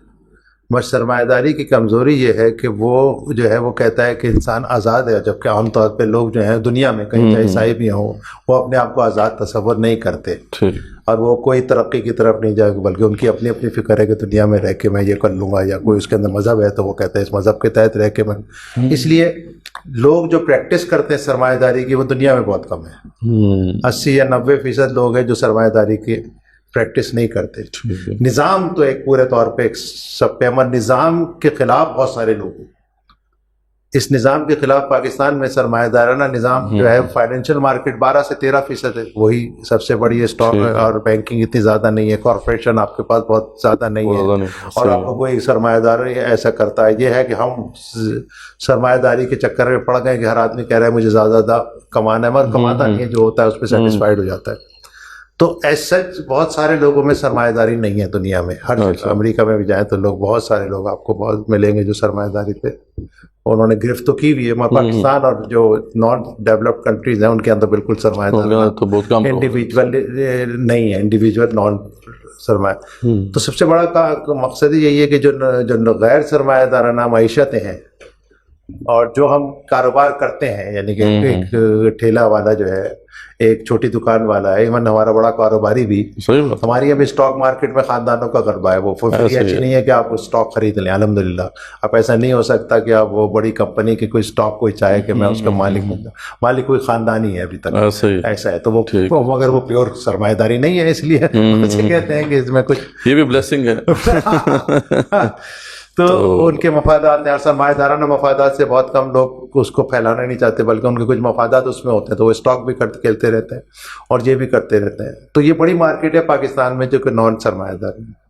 اگر اسلامی جماعتیں ان نان سرمایہ دارانہ مارکیٹس کو، اور مارکیٹ نہیں کہوں گا، مارکیٹ تو سرمایہ دارانہ بازاروں کو، ہمارا ٹرمینالوجیز بھی ہمیں اپنی استعمال کرنی چاہیے. اس لیے بینک نہیں کہنا، جب بینک تو سرمایہ سے پہلے تھا. سرمایہ دارانہ بینک کا مطلب ہی سرمایہ دارانہ، جو زر کی خرید و فروخت کرتا ہے، اور تو کوئی کام نہیں. خواب اسلامی تو اس کو ہو ہی نہیں سکتا بینک. اب اسلامی طوائف کوئی کہہ سکتا ہے، یا اسلامی شراب کوئی کہہ سکتا ہے، تو نکاح کرنا پڑے گا. شراب نہیں ہوگی، آپ کو پاک چیز لینی پڑے گی. اسلامی کا کیا ہے؟ لاحق اور صاحب کا اسلامی لگانے سے کوئی اسلامی نہیں ہوتا.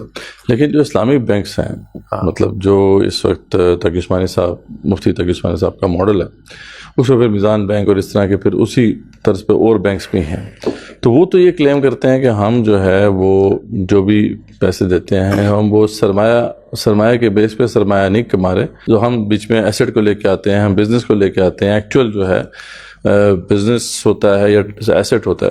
تو اس کو ہم کیسے کہیں گے کہ یہ غلط ہے؟ دیکھیں، میں یہ آپ سے کہہ رہا ہوں نا، بڑی مارکیٹ ہماری جو ہے وہ فائنینشیل نہیں ہے پاکستان کے اندر، ٹھیک ہے، یا دنیا بھر کے اندر، اسلامی ممالک کے اندر خاص کر.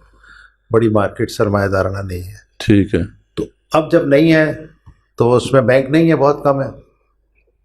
हमें चाहिए कि उस जो मार्केट है, जो नॉन सरमायादाराना मार्केट है, जिसे हम तमवीली मार्केट कहते हैं, जहाँ पे लोग अपने कारोबार एक दूसरे के साथ शराकत करके भी कर रहे हैं, खानदान मिलके भी बहुत सारा काम कर रहे हैं, और लोग जो हैं वो क्या कहते हैं अपनी सेविंग्स भी कर रहे हैं, उसे कहीं ना कहीं लगा भी रहे हैं। एक छोटा कारोबार पतारे वाला भी कर रहा है, ठीक है ना, हर आदमी अपना कारोबार कर रहा है, वो उसका कोई बैंक से ताल्लुक, मेरा ख्याल है आपने भी शायद आपके खानदान में कोई, मैंने तो मेरे को नहीं नजर आता। वो कहते हैं अनडिक्लेयर्ड इकोनॉमी, पाकिस्तान कहते हैं अनडिक्लेयर्ड इकोनॉमी बहुत बड़ी है, बहुत बड़ी इनफॉर्मल, अल्हम्दुलिल्लाह इनफॉर्मल इतना बड़ा है पाकिस्तान में, और बहुत ज्यादा ग्रो करा हुआ है, और उसकी प्रॉफिट मार्जिन बहुत ज्यादा है। उसका जीडीपी अगर नॉन फॉर्मल सेक्टर का बहुत बड़ा है, पाकिस्तान में सब खुशहाली है इसी वजह से, और बहुत मुनाफा है। आप छोटा सा काम भी करना चाहेंगे तो बहुत मुनाफा है, क्योंकि परचेजिंग पावर बहुत है इस इनफॉर्मल सेक्टर की वजह से। फॉर्मल सेक्टर पे तो आप IMF के इसके शिकंजे में जकड़े में, और वो आप पे इतना टैक्स लगा रहे हैं, तो उसको अपना जो वो है क्या कहते हैं अपना कर्जा वापस से कहीं दुगुना ज्यादा लेना है, तो वो तो आप पे टैक्सेस लगा रहे हैं, टैक्सेस की भरमार है, जिससे पैदावार नहीं हो रही है। तो पैदावारी सलाहियत तो फॉर्मल सेक्टर की है ही नहीं।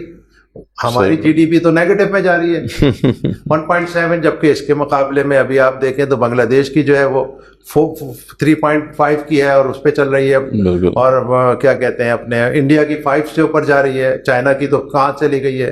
और 1990 से पहले ये हाल सबका बुरा था, सबकी 2-3% थी, और 5-6% के हिसाब से ग्रो कर रहे थे दुनिया के अंदर। ये ना इंडिया से भी ज्यादा थे, चाइना से भी ज्यादा थे, बांग्लादेश तो जाहिर सी बात है कोई बड़ी इकोनॉमी नहीं थी। आज अफगानिस्तान इकोनॉमी से हमारी पस्ताल है, अफगानिस्तान जो 3.5 से ग्रो कर रहा है। अच्छा 3.5 से, तो हमारी तो है 2% पता नहीं कितनी, बड़ी मुश्किल से बड़ा खोखा है, 2% कर गया है। तो वो लोगों ने उसके, पाकिस्तान की नेचुरल इकोनॉमी तो 5% से ग्रो करने वाली है ना, क्योंकि एग्रीकल्चर है सब, और इंडस्ट्रीज, स्किल्ड लेबर है सबसे बड़ा उसके पास, स्किल्ड लेबर है, स्किल्ड बड़ा टेक्निकल आदमी है दुनिया में, हर चीज जहाज ही बना सकते हैं यहाँ बैठ के।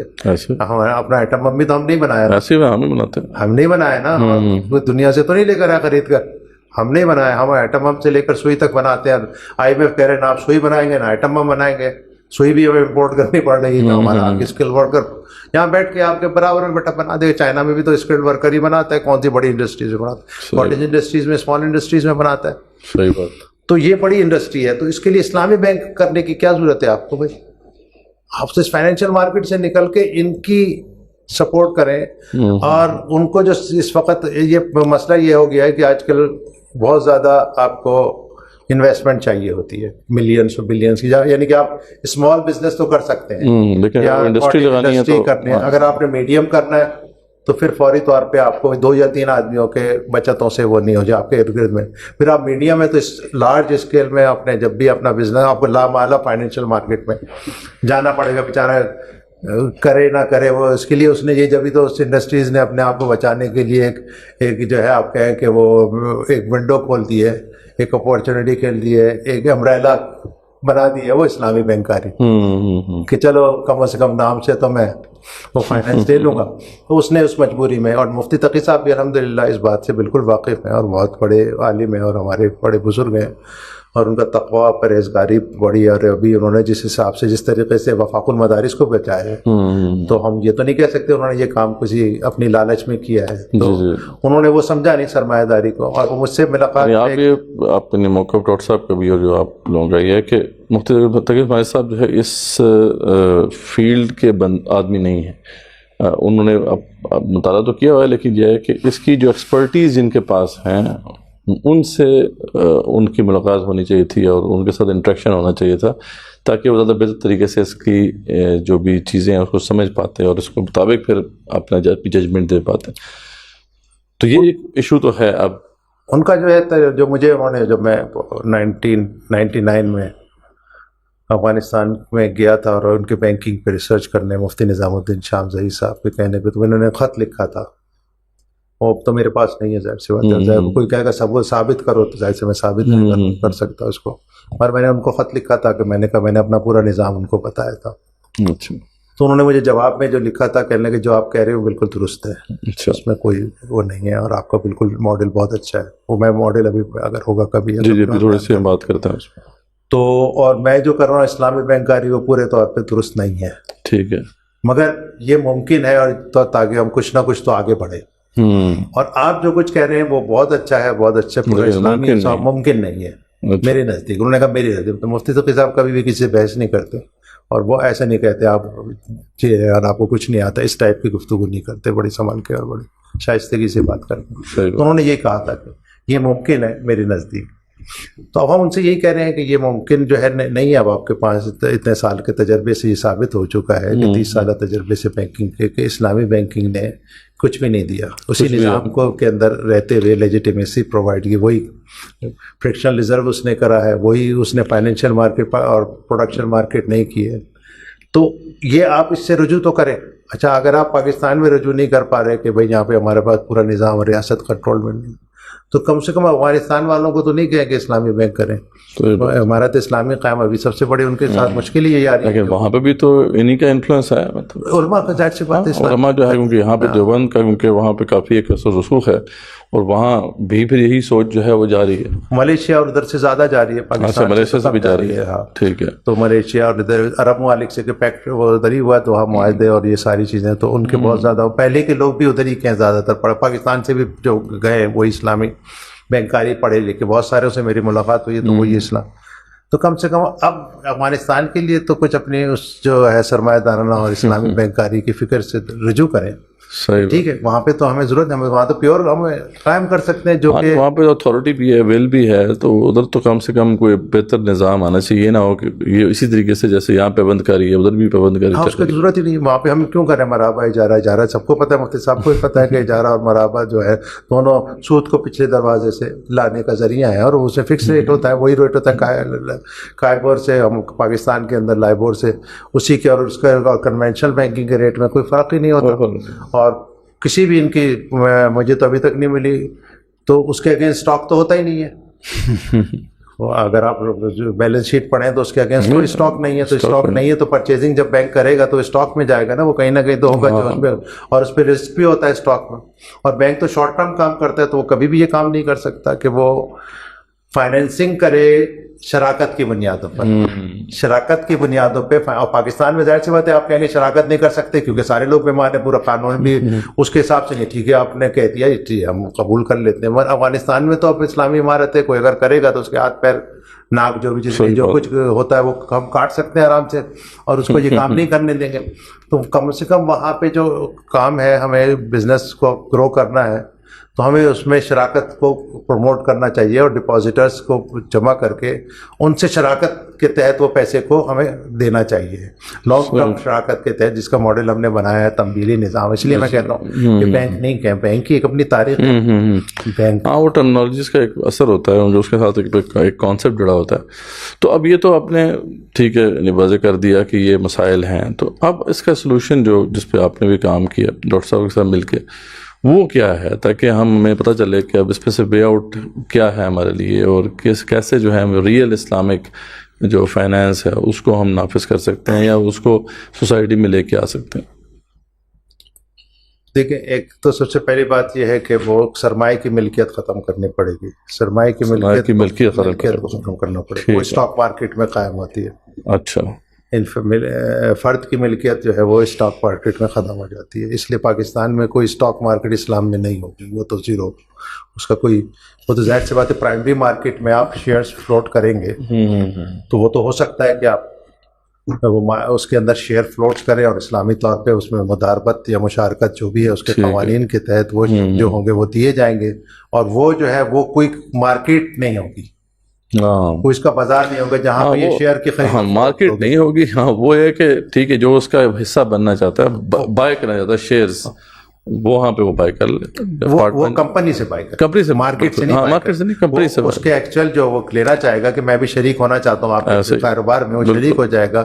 اور جب وہ اپنا شیئر بیچنا چاہے گا تو کمپنی کو دے دے گا. جو گڈ ول بنتی ہوگی اس کے ساتھ وہ اس کو ایکچوئل گڈ ول بنتی ہوگی. اگر کمپنی ترقی کر رہی ہے تو وہ اگر تو اس کی گڈ ول زیادہ ہوگی. جو اسلامی طریقہ ہے تو مجھے تو نہیں اتنا اسلام ان کو پتہ ہے, تو وہ نہیں ہوگی. پرائمری مارکیٹ میں رہیں گے لوگ, ان سے خریدیں گے, مگر یہ اپنا اسٹاک جو اپنا شیئر ہے وہ کبھی بھی کسی اور کو نہیں بیچ سکے گا.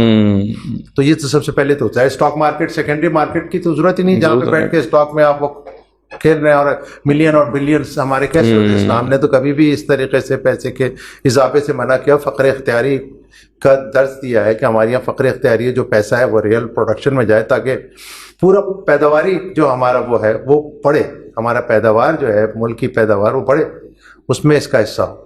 وہ تو اس لیے اسٹاک مارکیٹ نہیں ہوگی. اگر آپ نے ایکویٹی مارکیٹ وہ کرنا بھی جانا ہے, یعنی مارکیٹ تو میں نہیں کہہ رہا, پھر وہاں پہ اپنے کرنے ہیں تو اس کو حکومت اس کی سطح پہ اس کو دیکھ سکتی ہے کہ یہ اس کے ساتھ صحیح کاروبار کر رہا ہے کہ نہیں کر رہا ہے, بیماری نہیں ہو رہی ہے, نہیں ہو رہی. وہ سارا کا سارا علماء کرام اس کو چیک کر سکتے ہیں کہ وہاں پہ جو وہ کام ہو رہا ہے. اب اگر وہ وہاں پہ وہ نہیں کر پا رہا تو وہ اس کو پھر ایک تمویلی ادارہ بنانا پڑے گا جہاں سے اس کاروباری کو بہت زیادہ فائنینس ملے, فنڈ ملے, پیسہ ملے. تو ظاہر سی بات ہے اس کے لیے پھر آپ کو بہت سارے لوگوں کی سیونگس چاہیے ہوں گے تاکہ آپ وہ لوگ جو کہ کام نہیں کر پاتے, بزنس نہیں کر پاتے, یا ان میں بیوہ ہے, بہت سے بچے ہیں, یا کوئی آدمی ہے اس میں اتنا اسکلس نہیں ہے, تو کہتے ہیں مجھے بھائی ہم کسی جگہ پیسہ لگا دیں تاکہ میں اس سے مجھے منافع کمائے, تو میں تو کام نہیں کر سکتا, مر جائے کسی. تو اس کے لیے کہ آپ ادارہ قائم کر سکتے ہیں جسے تمویلی ادارہ کہیں گے. وہ تمویلی ادارہ ہوگا پبلک سیکٹر کے اندر, یعنی کہ پرائیویٹ نہیں ہوگا. ٹھیک ہے. وہ ایک سے پیسہ لے گا, ڈپازیٹرز کے پاس سے پیسہ لے گا, جو لوگوں کے بہت سارے سیونگس ہوں گی. اس پیسے کو کسی اچھے کاروبار کے اندر کاروباری کے لگا دے گا کیونکہ اس کے پاس ایکسپرٹیز ہوں گی تمویلی ادارے کے پاس, تو اس کی جج بھی کر سکتا ہے, اس کی فائنینشیل رپورٹ پیش کر سکتا ہے, اور کم سے کم رسک کو منیمائز کر سکتا ہے. ایسے یعنی وہ ایکسپرٹیز ہوں گی تو رسک منیمائز ہوگا, ورنہ تو نہیں ہوگا. ایکچوئل بنی بزنس کرنا ہے تو اس کے لیے ایکسپرٹس تو چاہیے. تو آپ انڈیویجول کے اگر وہ ساری ایکسپرٹیز, تو بیچارے جتنا پیسہ لگائے گا اس سے زیادہ تو اس کا ایکسپینسز ہو جائیں گے. تو اس کے جو منیمم ایکسپینسز ہوں گے, اس میں والنٹیئرز بھی ہوتے ہیں, اس میں ظاہر مسلمان اسلامی جو بھی پارٹ دینی جماعتیں وہ قضائی پبلک کے اندر ہے نا, وہ منافع تو نہیں کماتی ہے, وہ لوگوں کو سروس دیتی ہیں, چندہ لیتی ہیں. آپ چندے کی جگہ آپ سروس چارجز لے سکتے ہیں. ٹھیک ہے کہ مجھے بھائی سروس چارجز دے دو تاکہ میں اپنے لوگوں کو, اور اس میں والنٹیئرز بھی بہت آتے ہیں, جیسے مداری سے بہت والنٹیئرز آتے ہیں, جیسے والنٹیئر, اس لیے اس کے سروس چارجز بہت منیمل ہوتے ہیں. وہ ایکچوئل ہوں گے, جو آپ کے ایکسپینڈیچر اگر اس سے زیادہ لے لیے تو واپس کر دیں گے جب وہ ایکچوئلائز ہو جائے گا. تو وہ اس طریقے سے اس کے شیئرز خرید لیں گے وہ لوگ تمویلی سے. اس سے وہ جس پروجیکٹ میں وہ لگائے گا بتائے گا اس پروجیکٹ کے لیے میں سرمایہ, مجھے جو ہے سرمایہ کو غلط لفظ دیتا ہوں, وہ مجھے انویسٹمنٹ چاہیے, تو وہ انویسٹمنٹ کے لیے وہ بتا دے گا یہ آج یہ ہے. تو جتنے لوگ جب پورے ہو جائیں گے اس پول کے اندر تو ان کو اس کا شیئرز دے دے گا کہ بھئی آپ کے پاس ہو گیا, آپ نے یہ اتنے 10%, 20%, 25%, 50% ملین میں اتنا آپ کے وہ ہو گئے. اور جب وہ پیداوار بزنس مین کی ہو جائے گی, جب دیکھ لیں گے, اور اس میں جو منافع یا نقصان جو بھی ہو جائے گا تو وہ 6 مہینے سال بھر کے اندر وہ ڈسٹریبیوٹ کر دیا جائے گا ٹو دی ڈپازیٹرز. باقی جو 40% اس کا شیئر ہے اگر بزنس وہ لے کر, باقی 60% وہ ڈسٹریبیوٹ کر. اس میں یہ نہیں لے گا کوئی, کیونکہ یہ تو زر کی خرید و فروخت کر رہا ہے نا, یہ زر ایک سے لے رہا ہے اور ایک کو زر دے رہا ہے. تو یہ اگر زر کی مارکیٹ کے اندر کوئی, اس کی اپنی پورے بینکوں میں صرف ڈپازیٹر کے پیسے ہوتے ہیں, بینک کا کوئی پیسہ نہیں ہوتا, اس کی ملکیت نہیں, خواہ مخواہ میں اس کو اپنی ملکیت. تو وہاں پہ تو میرے اکاؤنٹس کھول لیں گے, امانت اکاؤنٹس الگ ہوگا, یعنی کہ مداربت اکاؤنٹ الگ ہوگا, اور قرض حسنہ جس طرح کی ٹرانزیکشنز کرنی ہے, اگر مداربت پر بیس کرتی ہیں تو اس کے مطابق ہوگا, اگر مشارکت پہ کرنی ہے تو مشارکت تو مشکل ہوگا, پتہ نہیں, میرے خیال پتہ نہیں, تو علماء بتائیں گے کہ ہو سکتا ہے کہ نہیں ہو سکتا. اگر کیونکہ اس میں تو سب نے اپنے پیسے لگائے, نان اسکلڈ لوگ ہیں نا. ہاں نان اسکلڈ ہے, لیکن اگر کوئی اسکل ہے, اسکل والا ہے, اور وہ کہتا ہے کہ میں پارٹ بننا چاہتا ہوں کسی بھی پروجیکٹ کا, وہ کہتا ہے کہ میں اپنی اسکل بھی لے کے آ رہا ہوں, میں اپنے پیسہ بھی لے کے آ رہا ہوں, تو مشارکت شاید ہو سکے اگر وہ اس طریقے سے. مجھے اس کا زیادہ تر مداربت کے اوپر ہی ہوگا. اور پھر قرض حسنہ کوئی, کیونکہ قرض حسنہ کی بڑی ہی فضیلت حدیث میں آئی ہے. ٹھیک ہے, قرض حسنہ دینا جو ہے انفاق سے بھی زیادہ, تو جس کا زیادہ پیسے وہ کہے گا میں نہیں لوگوں کے, تاکہ میرا پیسہ جو گھر میں پڑا ہوا ہے اس سے اچھا کسی میرے مسلمان بھائی کے قرض کے طور پہ, یا اس نے کوئی ایسی چیز خریدنی ہے, مشین خریدنی ہے جو منافع بخش نہیں ہے, چیزیں نہیں ہے, یا وہ اپنے ورکرز کے لیے کوئی گاڑی یا کچھ فیسلٹیز خریدنی ہے, تو وہ قرض حسنہ لے کر اور اس کو واپس کر سکتا ہے. اسی طریقے سے کرنٹ اکاؤنٹ چاہیے, کیونکہ آپ کو وہ چاہیے کہ آپ کو وہ پیسے امانت میں ہوں گے, وہ استعمال, وہ امانت کو تو کرنٹ اکاؤنٹ ہوگا, اس کی وہ بھیجنا ہے, اس کی سروس چارجز جو ہیں وہ چارج کر لیں, اور وہ مگر وہ امانت ہوگی, وہ استعمال نہیں کریں گے کبھی بھی کسی صورت میں ویسے. تو یہ استعمال ہوں گے. اچھا, اس میں شرط یہ ہے کہ جب یہ پیسہ استعمال ہوگا تو اس میں کریڈٹ کریشن نہیں ہوگا, کبھی بھی نہیں ہوگا, کیونکہ یہ پیسہ تو سیدھے اس کاروبار کے پاس چلا جائے گا, بینک کے پاس آ ہی نہیں رہا. ایسے ہی. اور فائنینشیل سیکٹر میں انویسٹمنٹ نہیں ہوگی کہ آپ کو اس میں کرتی ہے, پھر تو سارا وہی کام ہوگا. آپ ریئل پروڈکشن میں کریں گے. جب پیسہ اس کے پاس چلا گیا تو ریزرو تو آپ کا 100% پورا کا پورا چلا گیا.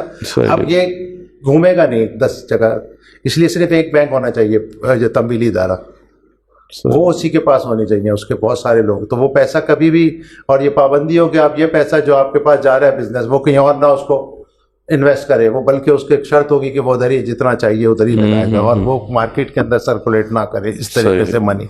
تو ان شاء اللہ تعالیٰ ہمارا یہ جو ماڈل ہوگا اس طریقے سے, یہ تو بہت سیدھا سا ہے, کون سا اس میں یہ جو کیا اسلامی بینکنگ ہے یہ بہت پیچیدہ ہے. تو وہاں پہ ہے ہی نہیں کوئی اسٹاک, آپ خواہ مخواہ میں ایک وہ گھما پھرا کے سودی کاروبار ہے, وہ سیدھا کہتا ہے کہ یہ مجھ سے پیسے لوگے, یہ تم پیسے لے جاؤ, اسے گاڑی خریدو, تم جہاز خریدو, تم مجھ سے فیکٹری خریدو, کچھ بھی خریدو, میری بلا سے تم مجھ سے یہ کروڑ روپے لے لو, اب جا کے تم مجھ سے جو کچھ خرید لو. اب آپ نے اس میں مرابہ کر دیا, اجارہ کر دیا, تو یہ ساری چیزیں آگے بھی کر دیا, پھر آپ اس کو ایگریمنٹ کرتے ہیں, اور آپ کو بھی پتا ہے کہ وہ ایگریمنٹ ایکچوئل ہوتے نہیں ہے, وہ تو صرف جاتا ہے, وہ مارکیٹ سے لے لیتا ہے ایک نام کا ایگریمنٹ. اسلام میں اس سے آپ وہ کر دیتا, وہ پڑتا بھی نہیں ہے, اور اس کا اسٹاک ہی نہیں ہوتا. جب تک اسٹاک نہیں ہے تو رسک نہیں ہے, اور رسک ہی لے گا جو, اس لیے آپ اس کا کام اس کو دینے دیں. منی مارکیٹ کا کام نہیں ہے کاروبار کرنا, تو اس کا کام ہے. آپ نے تو کاروبار کو فروغ دینے کے لیے لوگوں کے پیسے جمع کر کے اس کاروباری تک پہنچانا ہے, جو آپ کا اسلامی کاروباری ہے, جو ایماندار ہے, اس تک وہ پیسہ پہنچانا ہے. اور اگر آپ بڑے پیمانے پہ کریں تو کریڈٹ پلاننگ کریں. ہم نے یہ پیسہ صرف گاڑیوں کی پیداوار پہ نہیں لگا, یا موبائل, ہمیں یہ پیسہ اپنے ایگریکلچر سیکٹر ہے, مائننگ ہے, دیگر چیزوں کے اندر مائننگ ہے, آئی ٹی ہے, اس کے اندر دے رہے ہیں. مگر آپ یہ نہیں دیکھیں گے صرف منافع بخش کام نہ ہو, بلکہ وہ جائز کام بھی منافع ہو اس میں, اور اس میں تربیت بھی دیں گے روحانی طور پہ اپنے ڈپازیٹرز کی, کہ آپ زیادہ منافع کو پھر جو ہے کم منافع کو اس لیے ترجیح دیں گے کہ یہ حلال بھی ہے اور یہ فروغ دین کے لیے بھی ہے. تو وہ اس کو تربیت دیں گے کہ تم کم منافع پہ توکل کرو. اب تو اسلامی بینک میں کوئی یہ کام ہی نہیں ہے, وہ تو کہتا ہے میکسیمم امر بالمعروف کے کام ہی نہیں ہے. وہ تو پیسہ کس سے لے رہے ہیں یہ بھی نہیں پتا ان کا, اور کس کو دے رہے ہیں تو وہ تو پتا کر لیتے ہیں, مگر پیسہ کس سے آ رہا ہے, کہاں آ رہا ہے, اس کا کیا مزاج ہے, اس کا تو کوئی مزاج نہیں ہے اسلام سے. تو یہ تو it's a very simple model. Why do you make it very complicated in this Islamic banking system? اچھا, اس میں یہ جو ہمارے ویسٹ کے اندر بھی جو وینچر کیپٹلسٹ ہوتے ہیں, یعنی ان کے پاس وہ بڑے بڑے اسی طرح سے پولز ہوتے ہیں, اور وہ اس کے ذریعے سے بزنسز کو فنڈ کرتے ہیں. جیسے ایک بزنس ہے, وہ آئیڈیا فلوٹ کرتا ہے, اور وہ کہتے ہیں ٹھیک ہے ہم آپ کو انویسٹ کریں گے, انویسٹمنٹ دیں گے, لیکن یہ ہے کہ آفٹر لائک 10 years 50% کمپنی کے شیئرز ہمارے ہوں گے. تو یہ جو ماڈل ہے یہ کس کا آپ سمجھتے ہیں کہ کیسا ماڈل ہے؟ کیونکہ یہ پوری جو سلیکون ویلی ہے اور جہاں پہ جو بڑے بڑے پروجیکٹ ہیں وہ اسی طرح چلتے ہیں, اور وہ بینک سے کوئی پیسہ نہیں آتا وہاں پہ. وہ بڑے بڑے یا تو اینجل انویسٹرز ہوتے ہیں یا وینچر کیپٹلسٹ ہوتے ہیں, وہ جو ہے پیسے دیتے ہیں بزنسز کو, اور وہ ڈائریکٹلی انوالوڈ ہوتے ہیں بزنس کے اندر. مطلب اس کا کوئی, جیسا ہم بات کر رہے تھے کہ تعلق ہی نہیں ہے کسی بزنس کے ساتھ, تو یہ باقاعدہ خود انوالو ہوتے ہیں بزنس کے ساتھ, اور جو بھی کانٹریکٹ ہوتا ہے پھر 10 سال کا ہمارا کانٹریکٹ ہے, تو 10 سال تک وہ اس کے اندر باقاعدہ انوالوڈ ہیں, اور پھر اس کے بعد طے ہوتا ہے کہ جی ٹھیک ہے 10 سال کے بعد جو ہے یہ اس طرح ڈویژن ہو جائے گی شیئرز کی. ہاں یہ تو دیکھیں, یہ تو علماء بیٹھ کے ساری چیزیں کر سکتے ہیں, مگر اصول پہلے صحیح کر لینا, اس کے بعد تو یہ بہت ساری چیزیں ہیں جو میں تو ظاہر سے ہر چیز کا ایکسپرٹ نہیں, بزنس سائڈ کا ایکسپرٹ نہیں ہو سکتا, آپ نہیں ہوں گے. تو جب علماء اور بزنس مین اور یہ بیٹھیں گے تو اچھا چیزیں ہم کر لیں گے, وہ تو کوئی مسئلہ ہی نہیں ہے. مگر اگر اس کی کرنے کا طریقہ ہی غلط ہے تو ہم تو طریقہ کار کہہ رہے ہیں کہ طریقہ کار غلط ہے, اس کے بعد آپ جو کچھ کریں گے وہ بہت ساری مطالبات میں بہت ساری آج کل دنیا میں چیزیں آ گئی ہیں. بی او ٹی والا بھی ہے, کیا کہتے ہیں, آپ اس کو کچھ دن رکھتے ہیں پھر اس کے بعد دوبارہ وہ اس کو خرید لیتے ہیں. بہت سارے طریقے ہیں, وہ علماء بیٹھیں گے اس میں دیکھیں گے کتنی فقہی کیا چیز ہے, وہ فقہ کے نقطۂ نگاہ سے اس کو کریں گے. ٹیکنیکل آدمی بیٹھے گا, یہ فیزیبل ہے کہ نہیں ہے, ایکسپرٹیز بیٹھیں گے, وہ کہیں گے فیزیبل. آپ کے پاس منی مارکیٹ نہیں ہو اور کیپٹل مارکیٹ نہیں ہو, آپ کے پاس تنویلی ہوگا, تمویلی ادارے ہوں گے. تمویلی ادارے جو ہے نا اپنے منافع کے بغیر یہ کام کریں گے, فلاح و بہبود جیسے مدارس کر رہے ہیں, جیسے پولیس کرتی ہے, جیسے یہ ہوگا ان شاء اللہ تعالیٰ. اگر یہ ہم کریں گے تو یہ بہت ساری چیزیں پریکٹیکلی جو اس دور کے اندر ہیں ہم اس کو کرتے. اب ہم اس طرف آ ہی نہیں رہے, تو اس میں ہم, اس لیے میرا اپنا یہ ہے کہ اگر ریاست پاکستان نہیں کر رہی تو اس دینی جماعتوں کو یہ کام کرنا چاہیے. علماء کرام کو مدارس کی صورت میں یہ کام کرنا چاہیے, اور مدارس کی صورت میں تنویلی ادارے بنانے چاہیے, اور حکومت کو لیکن اس کی اجازت کیسے، اس کی اجازت تو دے گا نہیں یہ نظام جو ہے. ایک تو چھوٹے پیمانے میں کرنا چاہیے، تو اس لیے اس کی اجازت، تو بہت سارے کام ہیں جس کو اجازت نہیں ہوتی، ہم کر رہے ہوتے ہیں. جیسے آپ کیلے کی جو سبزی کا ٹھیلا لگانے کی بھی اجازت نہیں ہے. صحیح بات ہے. اور اس کے بعد آپ کو لسٹ کروانا ہے اپنا پورا وہ کاروبار کرنے کو، آپ تو کچھ بھی نہیں کرتے، سب دنیا کر رہی ہے، مگر یہ کام کے لیے کوئی اتنا آپ کہہ رہے ہیں کہ اس کے لیے کتنی اجازت کی ضرورت ہے. لیکن ہم یہ کہہ رہے ہیں کہ جو اتھارٹیز ہیں اوپر، کم سے کم اس کی اجازت تو، یعنی فارمل اس کی اپروول تو ہو جانی چاہیے نا، کیونکہ تاکہ یہ جو ہے ایک آفیشیل کیپیسٹی میں ایک بڑے پیمانے پہ ہم اسے لے کے جا سکیں. کیونکہ اگر اس کے اوپر گورنمنٹ کا چیک نہیں ہوگا اور یا اسٹیٹ جو بھی ادارے ہیں ان کا چیک نہیں ہوگا، تو پھر اس میں پھر ہم نے دیکھا ہے کہ بڑے اسکینڈلز بنتے ہیں. کیونکہ جہاں پہ پیسہ انوالو ہوتا ہے اور جہاں پہ پھر باقاعدہ بزنس ہوتا ہے، پروفٹ آتا ہے، تو ادھر پھر بڑے گھپلے ہوتے ہیں. تو بہت سے لوگ جو ہیں پھر اس سے ڈسے جا چکے ہیں. مضاربہ اسکینڈل جیسے کہ ہمارے سامنے ہے، تو وہ بھی شروع تو اسی طرح سے ہوا تھا، اور اس کی بھی سینس یہی تھی، بڑی سمپل سی وہ فلاسفی تھی کہ جی ہم لوگ پیسے دے رہے تھے اور ان کے پیسوں کو مضاربہ کانٹریکٹ کی بنیاد پر جو ہے بزنس میں لگایا جا رہا تھا. لیکن پھر کیا ہوا، جب یہ چیز گرو کی اور بہت بڑی ہو گئی، تو پھر بیچ میں لالچی لوگ جو ہیں وہ داخل ہو گئے، نیتیں خراب ہو گئیں. تو پھر بہت بڑا، یعنی پاکستان کی تاریخ کا one of the biggest fraud میں سے یہ آتا ہے. تو اس کو پھر کیسے انشور کیا جائے کہ یہ جو بھی اب یہ ساری ایکٹیویٹی ہوگی یہ کسی نہ کسی طرح کسی چیک کے اندر ہو تاکہ کوئی مسئلہ نہ ہو.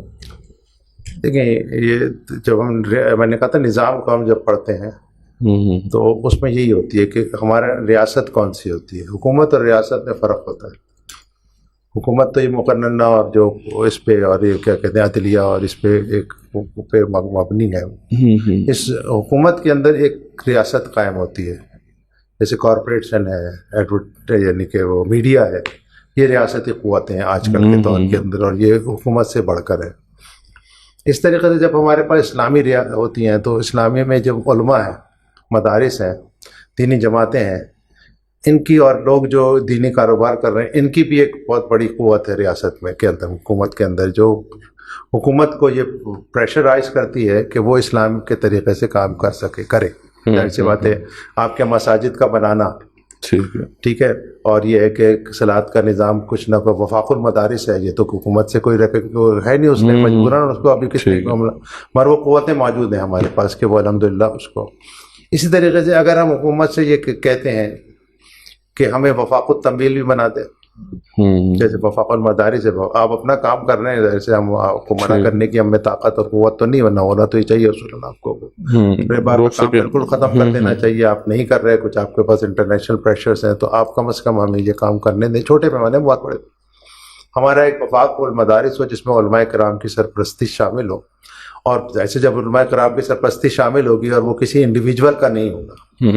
یہ جو جتنے بھی اسکینڈلز ہیں، ایک آدمی کا تھا جو وہ مضاربہ اسکینڈل ہے، وہ خود اپنے پیسے اپنے ہی کاروبار میں اور سرکولیٹ کرتا تھا ایک ہاتھ سے. تو وہ بہت ہی بیمار، اس کو کوئی چیک اینڈ بیلنس ہی نہیں تھا، کسی نے بھی نہیں رکھا. تو اس میں علماء اور ٹیکنوکریٹ وفاق المدارس بنائیں گے، وفاق تنویل بنائیں گے، اور اس کے تحت اس میں سارے لوگ موجود ہوں گے جو یہ کام کر رہے ہوں گے پورے. اس کی چیک اینڈ بیلنس ہوگا، جیسے کہ آپ کا اسٹیٹ بینک کرتا ہے، اس کے اندر سارے کو ایکسپرٹیز ہوں گے، جبکہ اسٹیٹ بینک بھی نہیں کر پاتا. ظاہر سی بات ہے، اس میں سارے فراڈس ہو رہے ہیں، بڑے فراڈ، فائنینشیل فراڈس ہو رہے ہیں ہمارے یہاں.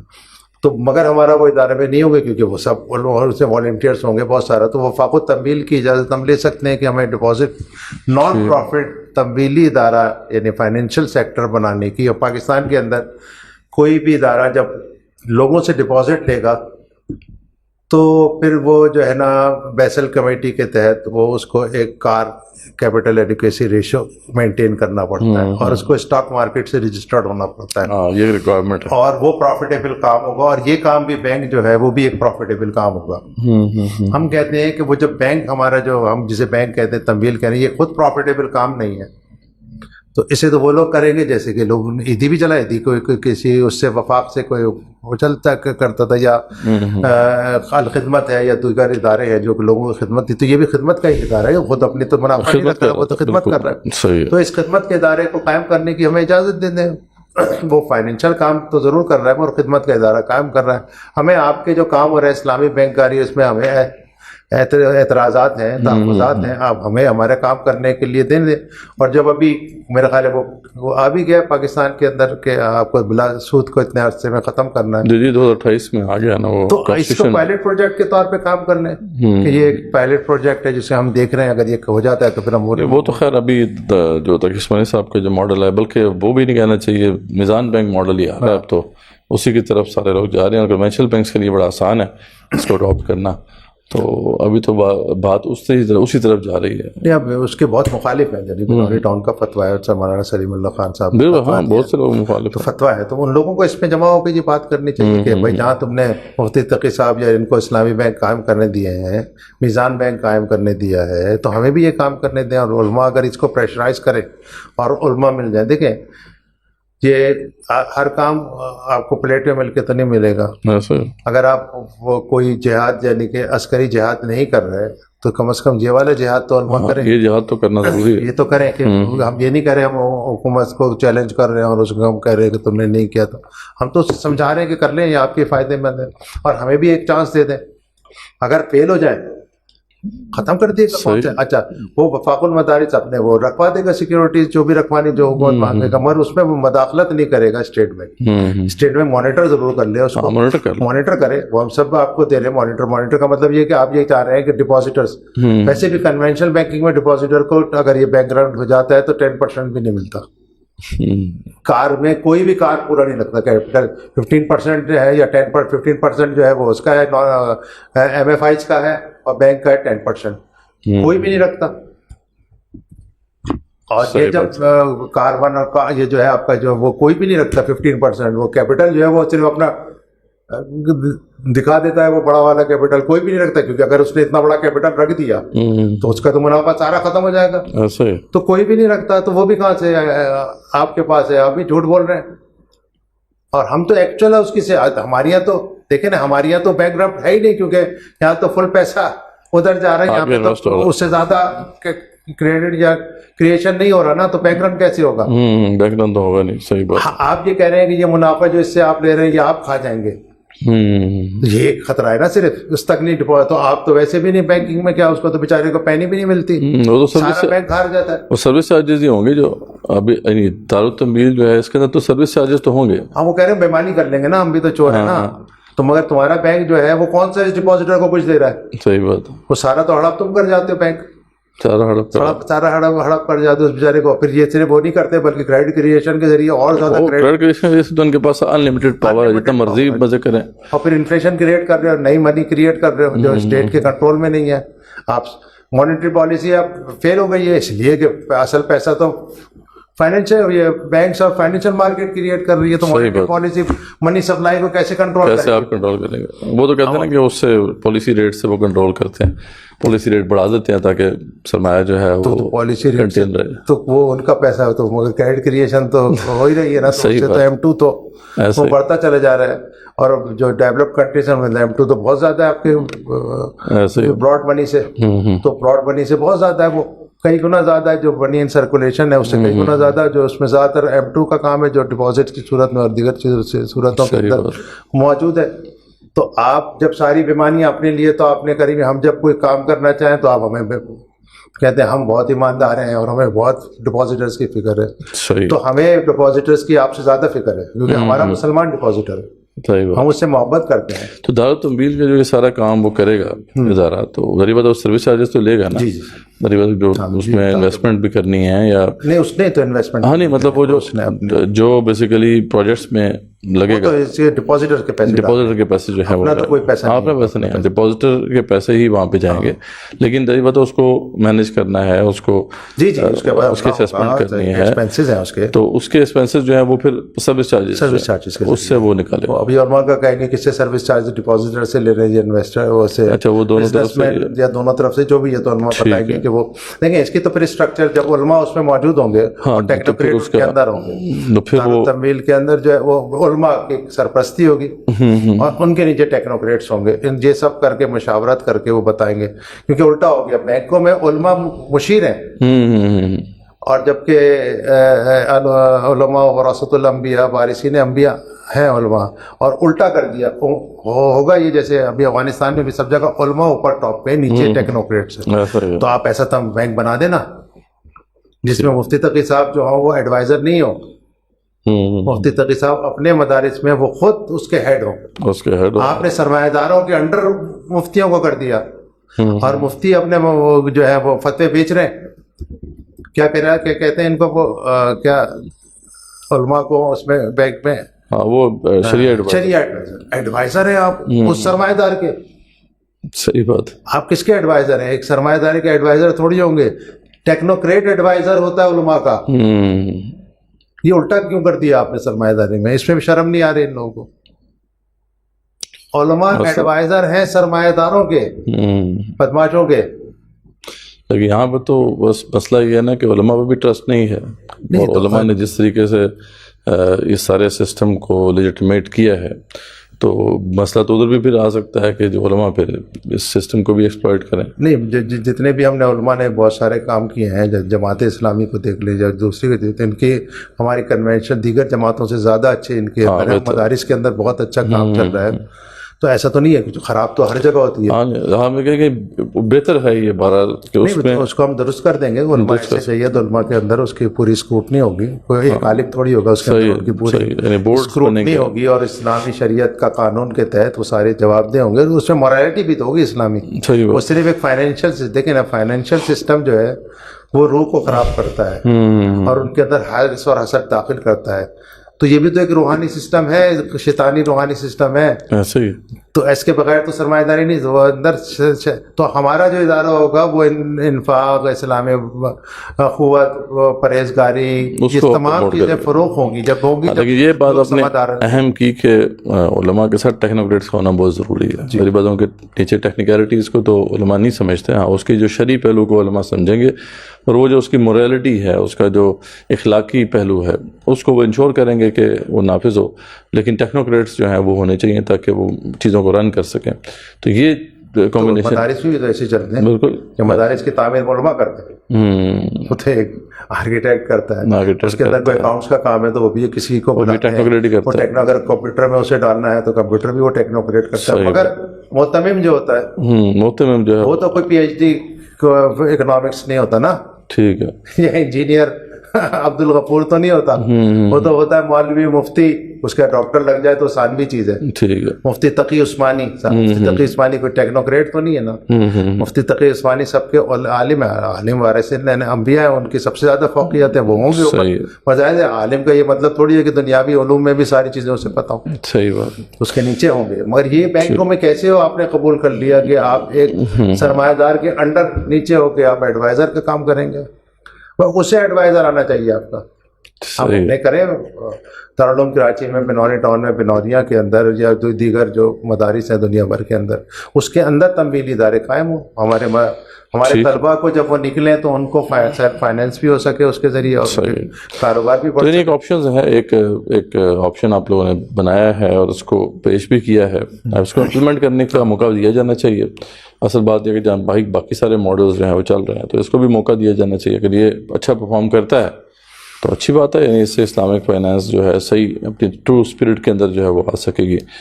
تو اس پہ ہم پھر جو ہے کنکلوڈ کرتے ہیں. یعنی آپ کے ساتھ بڑی تفصیلی ہماری یہ سیٹنگ رہی اس حوالے سے کہ ڈاکٹر جوید اکبر انصاری صاحب کی اصل فکر کیا ہے، اس کا مرکز و محور کیا تھا. وہ پھر اس کے بعد جو ایک کرٹیک انہوں نے پیش کی اس پورے نظام کی، اس کو بھی ہم نے بڑی تفصیل سے دیکھا.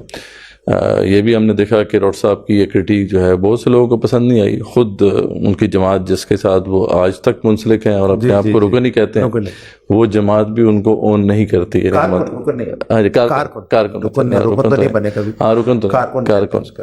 تو جس کے وہ ابھی تک کارکن ہیں لیکن وہ جماعت بھی ان کو اون نہیں کرتی، یعنی جماعت اسلامی.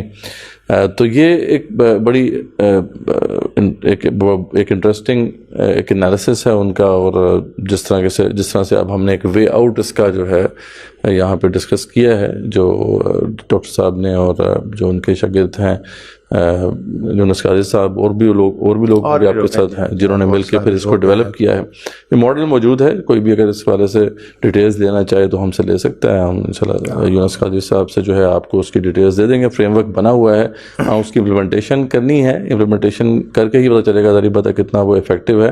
لیکن یہ ہے کہ اصل بات یہی ہے کہ جو اس وقت فائنینشیل مارکیٹس بنی ہوئی ہیں, جہاں جو سرمایہ ہے بس وہ سرمایہ کے ساتھ کھیلا جا رہا ہے اور اس سے مزید سرمایہ بنایا جا رہا ہے, تو یہ جو ہے بالکل کوئی بھی لے مین بھی اس کو سمجھ سکتا ہے کہ یہ وہ ٹھیک بات نہیں ہے. اصل بات یہ ہے کہ سرمایہ یا جو بھی انویسٹمنٹ ہے وہ اصل بزنس میں جانی چاہیے جہاں پہ پروڈکشن ہو, اور اس سے پھر جو ہے مزید سرمایہ جنریٹ ہونا چاہیے. یہی وہ چیز ہے جو کہ اگر چلتی رہے گی تو ایک سالڈ اکنامک سسٹم کی بنیاد رکھی جائے گی. اور یہ بلکہ اس پہ بھی بات ہوتی ہے کہ اس کو جی ڈی پی سے لنک کر دیا جائے.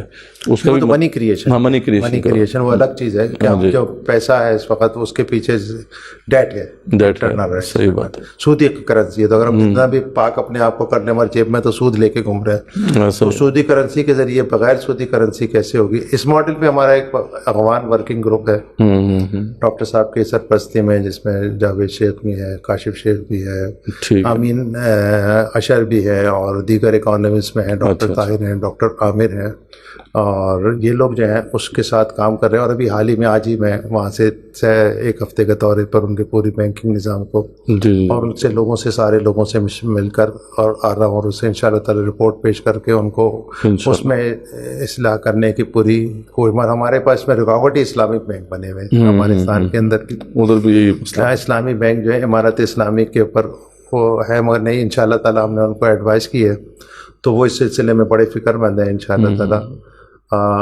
وہ لوگ جو ہے اپنی کور کمیٹی میں یہ بات کو لے کے جا رہے ہیں, اور انشاءاللہ تعالیٰ اس پہ ہم ورکنگ کر رہے ہیں ان کے ساتھ مل کر, والنٹیئرلی کر رہے ہیں. کوئی ہم سے کمیشن ہمارا ان سے, ہم ان کے ایڈوائزر پیڈ ایڈوائزر نہیں ہیں, شرعی ایڈوائزر پیڈ نہیں ہے, ہم ان کے ساتھ خدمت کر رہے ہیں. تو اس طریقے سے انشاءاللہ تعالیٰ اس فکر کو لے کے ہم چاہ رہے ہیں تاکہ وہاں تک وہ چیز جائے. ہمارا کوئی اپنا ذاتی مفاد نہیں ہے, میں کوئی بینک نہیں بنا رہا جس کا پریزیڈنٹ ہے یا جس کا شیئر ہولڈر میں ہوں گا, تو میں تو کوئی نہیں کہہ رہا. میرے یہ تو وہ ہے تمویلی ادارہ جو اگر میں کاروبار بینک سے کر بھی رہا ہوں تو میرا سارا کاروبار ختم ہو جائے گا. صحیح بات. فائنینشیل مارکیٹ کا ظاہر جو اسٹیک ہولڈر ہے اس وقت فائنینشیل مارکیٹ کے, وہ اس میں سب سے بڑی بہت بینکس ہیں, بینکس کے اسٹیک ہولڈرز اتنے. یہ غلط بات ہے جو جس نے ایک امانت کا ایک جو کہ امین ہونا تھا دوسروں کے سرمایہ کا, اور جس نے اس سرمایہ کو پروڈکشن میں لگانا تھا اور اس سے ایک ایکٹیویٹی, ایک اکنامک ایکٹیویٹی جنریٹ کرنی تھی, وہ ادارہ خود جو ہے اسٹیک ہولڈر بن کے بہت پیسے کما رہا ہے, اور وہ پیسے بھی کما رہا ہے صرف اپنے پاس جو سرمایہ ہے اس کو اپنا سمجھ کے اس کے ساتھ کھیلتا ہے اور وہ مزید سرمایہ کماتا ہے. تو بہرحال یہ ہے کہ سارا سسٹم ہمارے سامنے. ہم اس کے حوالے سے کافی ڈسکشن کر چکے ہیں پہلے بھی. اس سے پہلے بھی کانت خلیل اللہ صاحب کے ساتھ ہمارا ایک سیشن ہوا جس میں ہم نے فل ریزرو بینکنگ کو اور اس کے جو ایولز, جو فریکشنل ریزرو بینکنگ اور اس کے ایولز کو ہم نے اچھی طرح ڈسکس کیا تھا. آج کا بھی جو سیشن ہے امید ہے آپ کے لیے کافی آئی اوپننگ ہوگا. ڈیفینیٹلی آپ اس کے کئی ایسپیکٹس سے اختلاف کر سکتے ہیں اور اپنے اختلاف کو ہم رجسٹر کرا سکتے ہیں, لیکن بات جو بنیادی بات یہ ہے کہ جو ریئل اسلامک فائنینس ہے وہ اسپیکولیٹو نہیں ہو سکتی, وہ ایکسپیکٹیو نہیں ہو سکتی. یعنی یہ کیسے ہو سکتا ہے کہ اسلام جو کہ نظام عدل لے کے آتا ہے اور نظام عدل نافذ کرنے کے حوالے سے اس کی ساری تعلیمات ہیں, تو وہ کیسے ہو سکتا ہے کہ وہ ایک ایسے نظام کو سپورٹ کرے, ایسے نظام کو انڈورس کرے جو لوگوں کو ایکسپلائٹ کر رہا ہے اور اسپیکولیشن کے اوپر جو ہے وہ چلتا ہے, جوئے کے اصولوں کے اوپر چلتا ہے. تو اس کو صحیح معنوں میں کس طریقے سے ریئل جو ہے بزنس کے ساتھ لنک کیا جا سکے, یہی اصل چیلنج ہے آج کا. اور اس حوالے سے ایک پروپوزل جو ہے ڈاکٹر صاحب جو ہیں ڈاکٹر جاوید اکبر انصاری اور ان کے جو بھی شاگردان ہیں انہوں نے تیار کیا ہے, وہ آپ کے سامنے اس کی کچھ تفصیلات آئی ہیں. باقی انشاءاللہ ہم مزید بھی یونس قاضی صاحب سے جو ہے استفادہ کرتے رہیں گے آئندہ بھی, اور اس پہ جو ہے اس ایشو کے اوپر انشاءاللہ ہماری ڈسکشن ابھی جاری رہے گی. نیکسٹ ایپیسوڈ تک کے لیے اجازت. السلام علیکم ورحمۃ اللہ وبرکاتہ.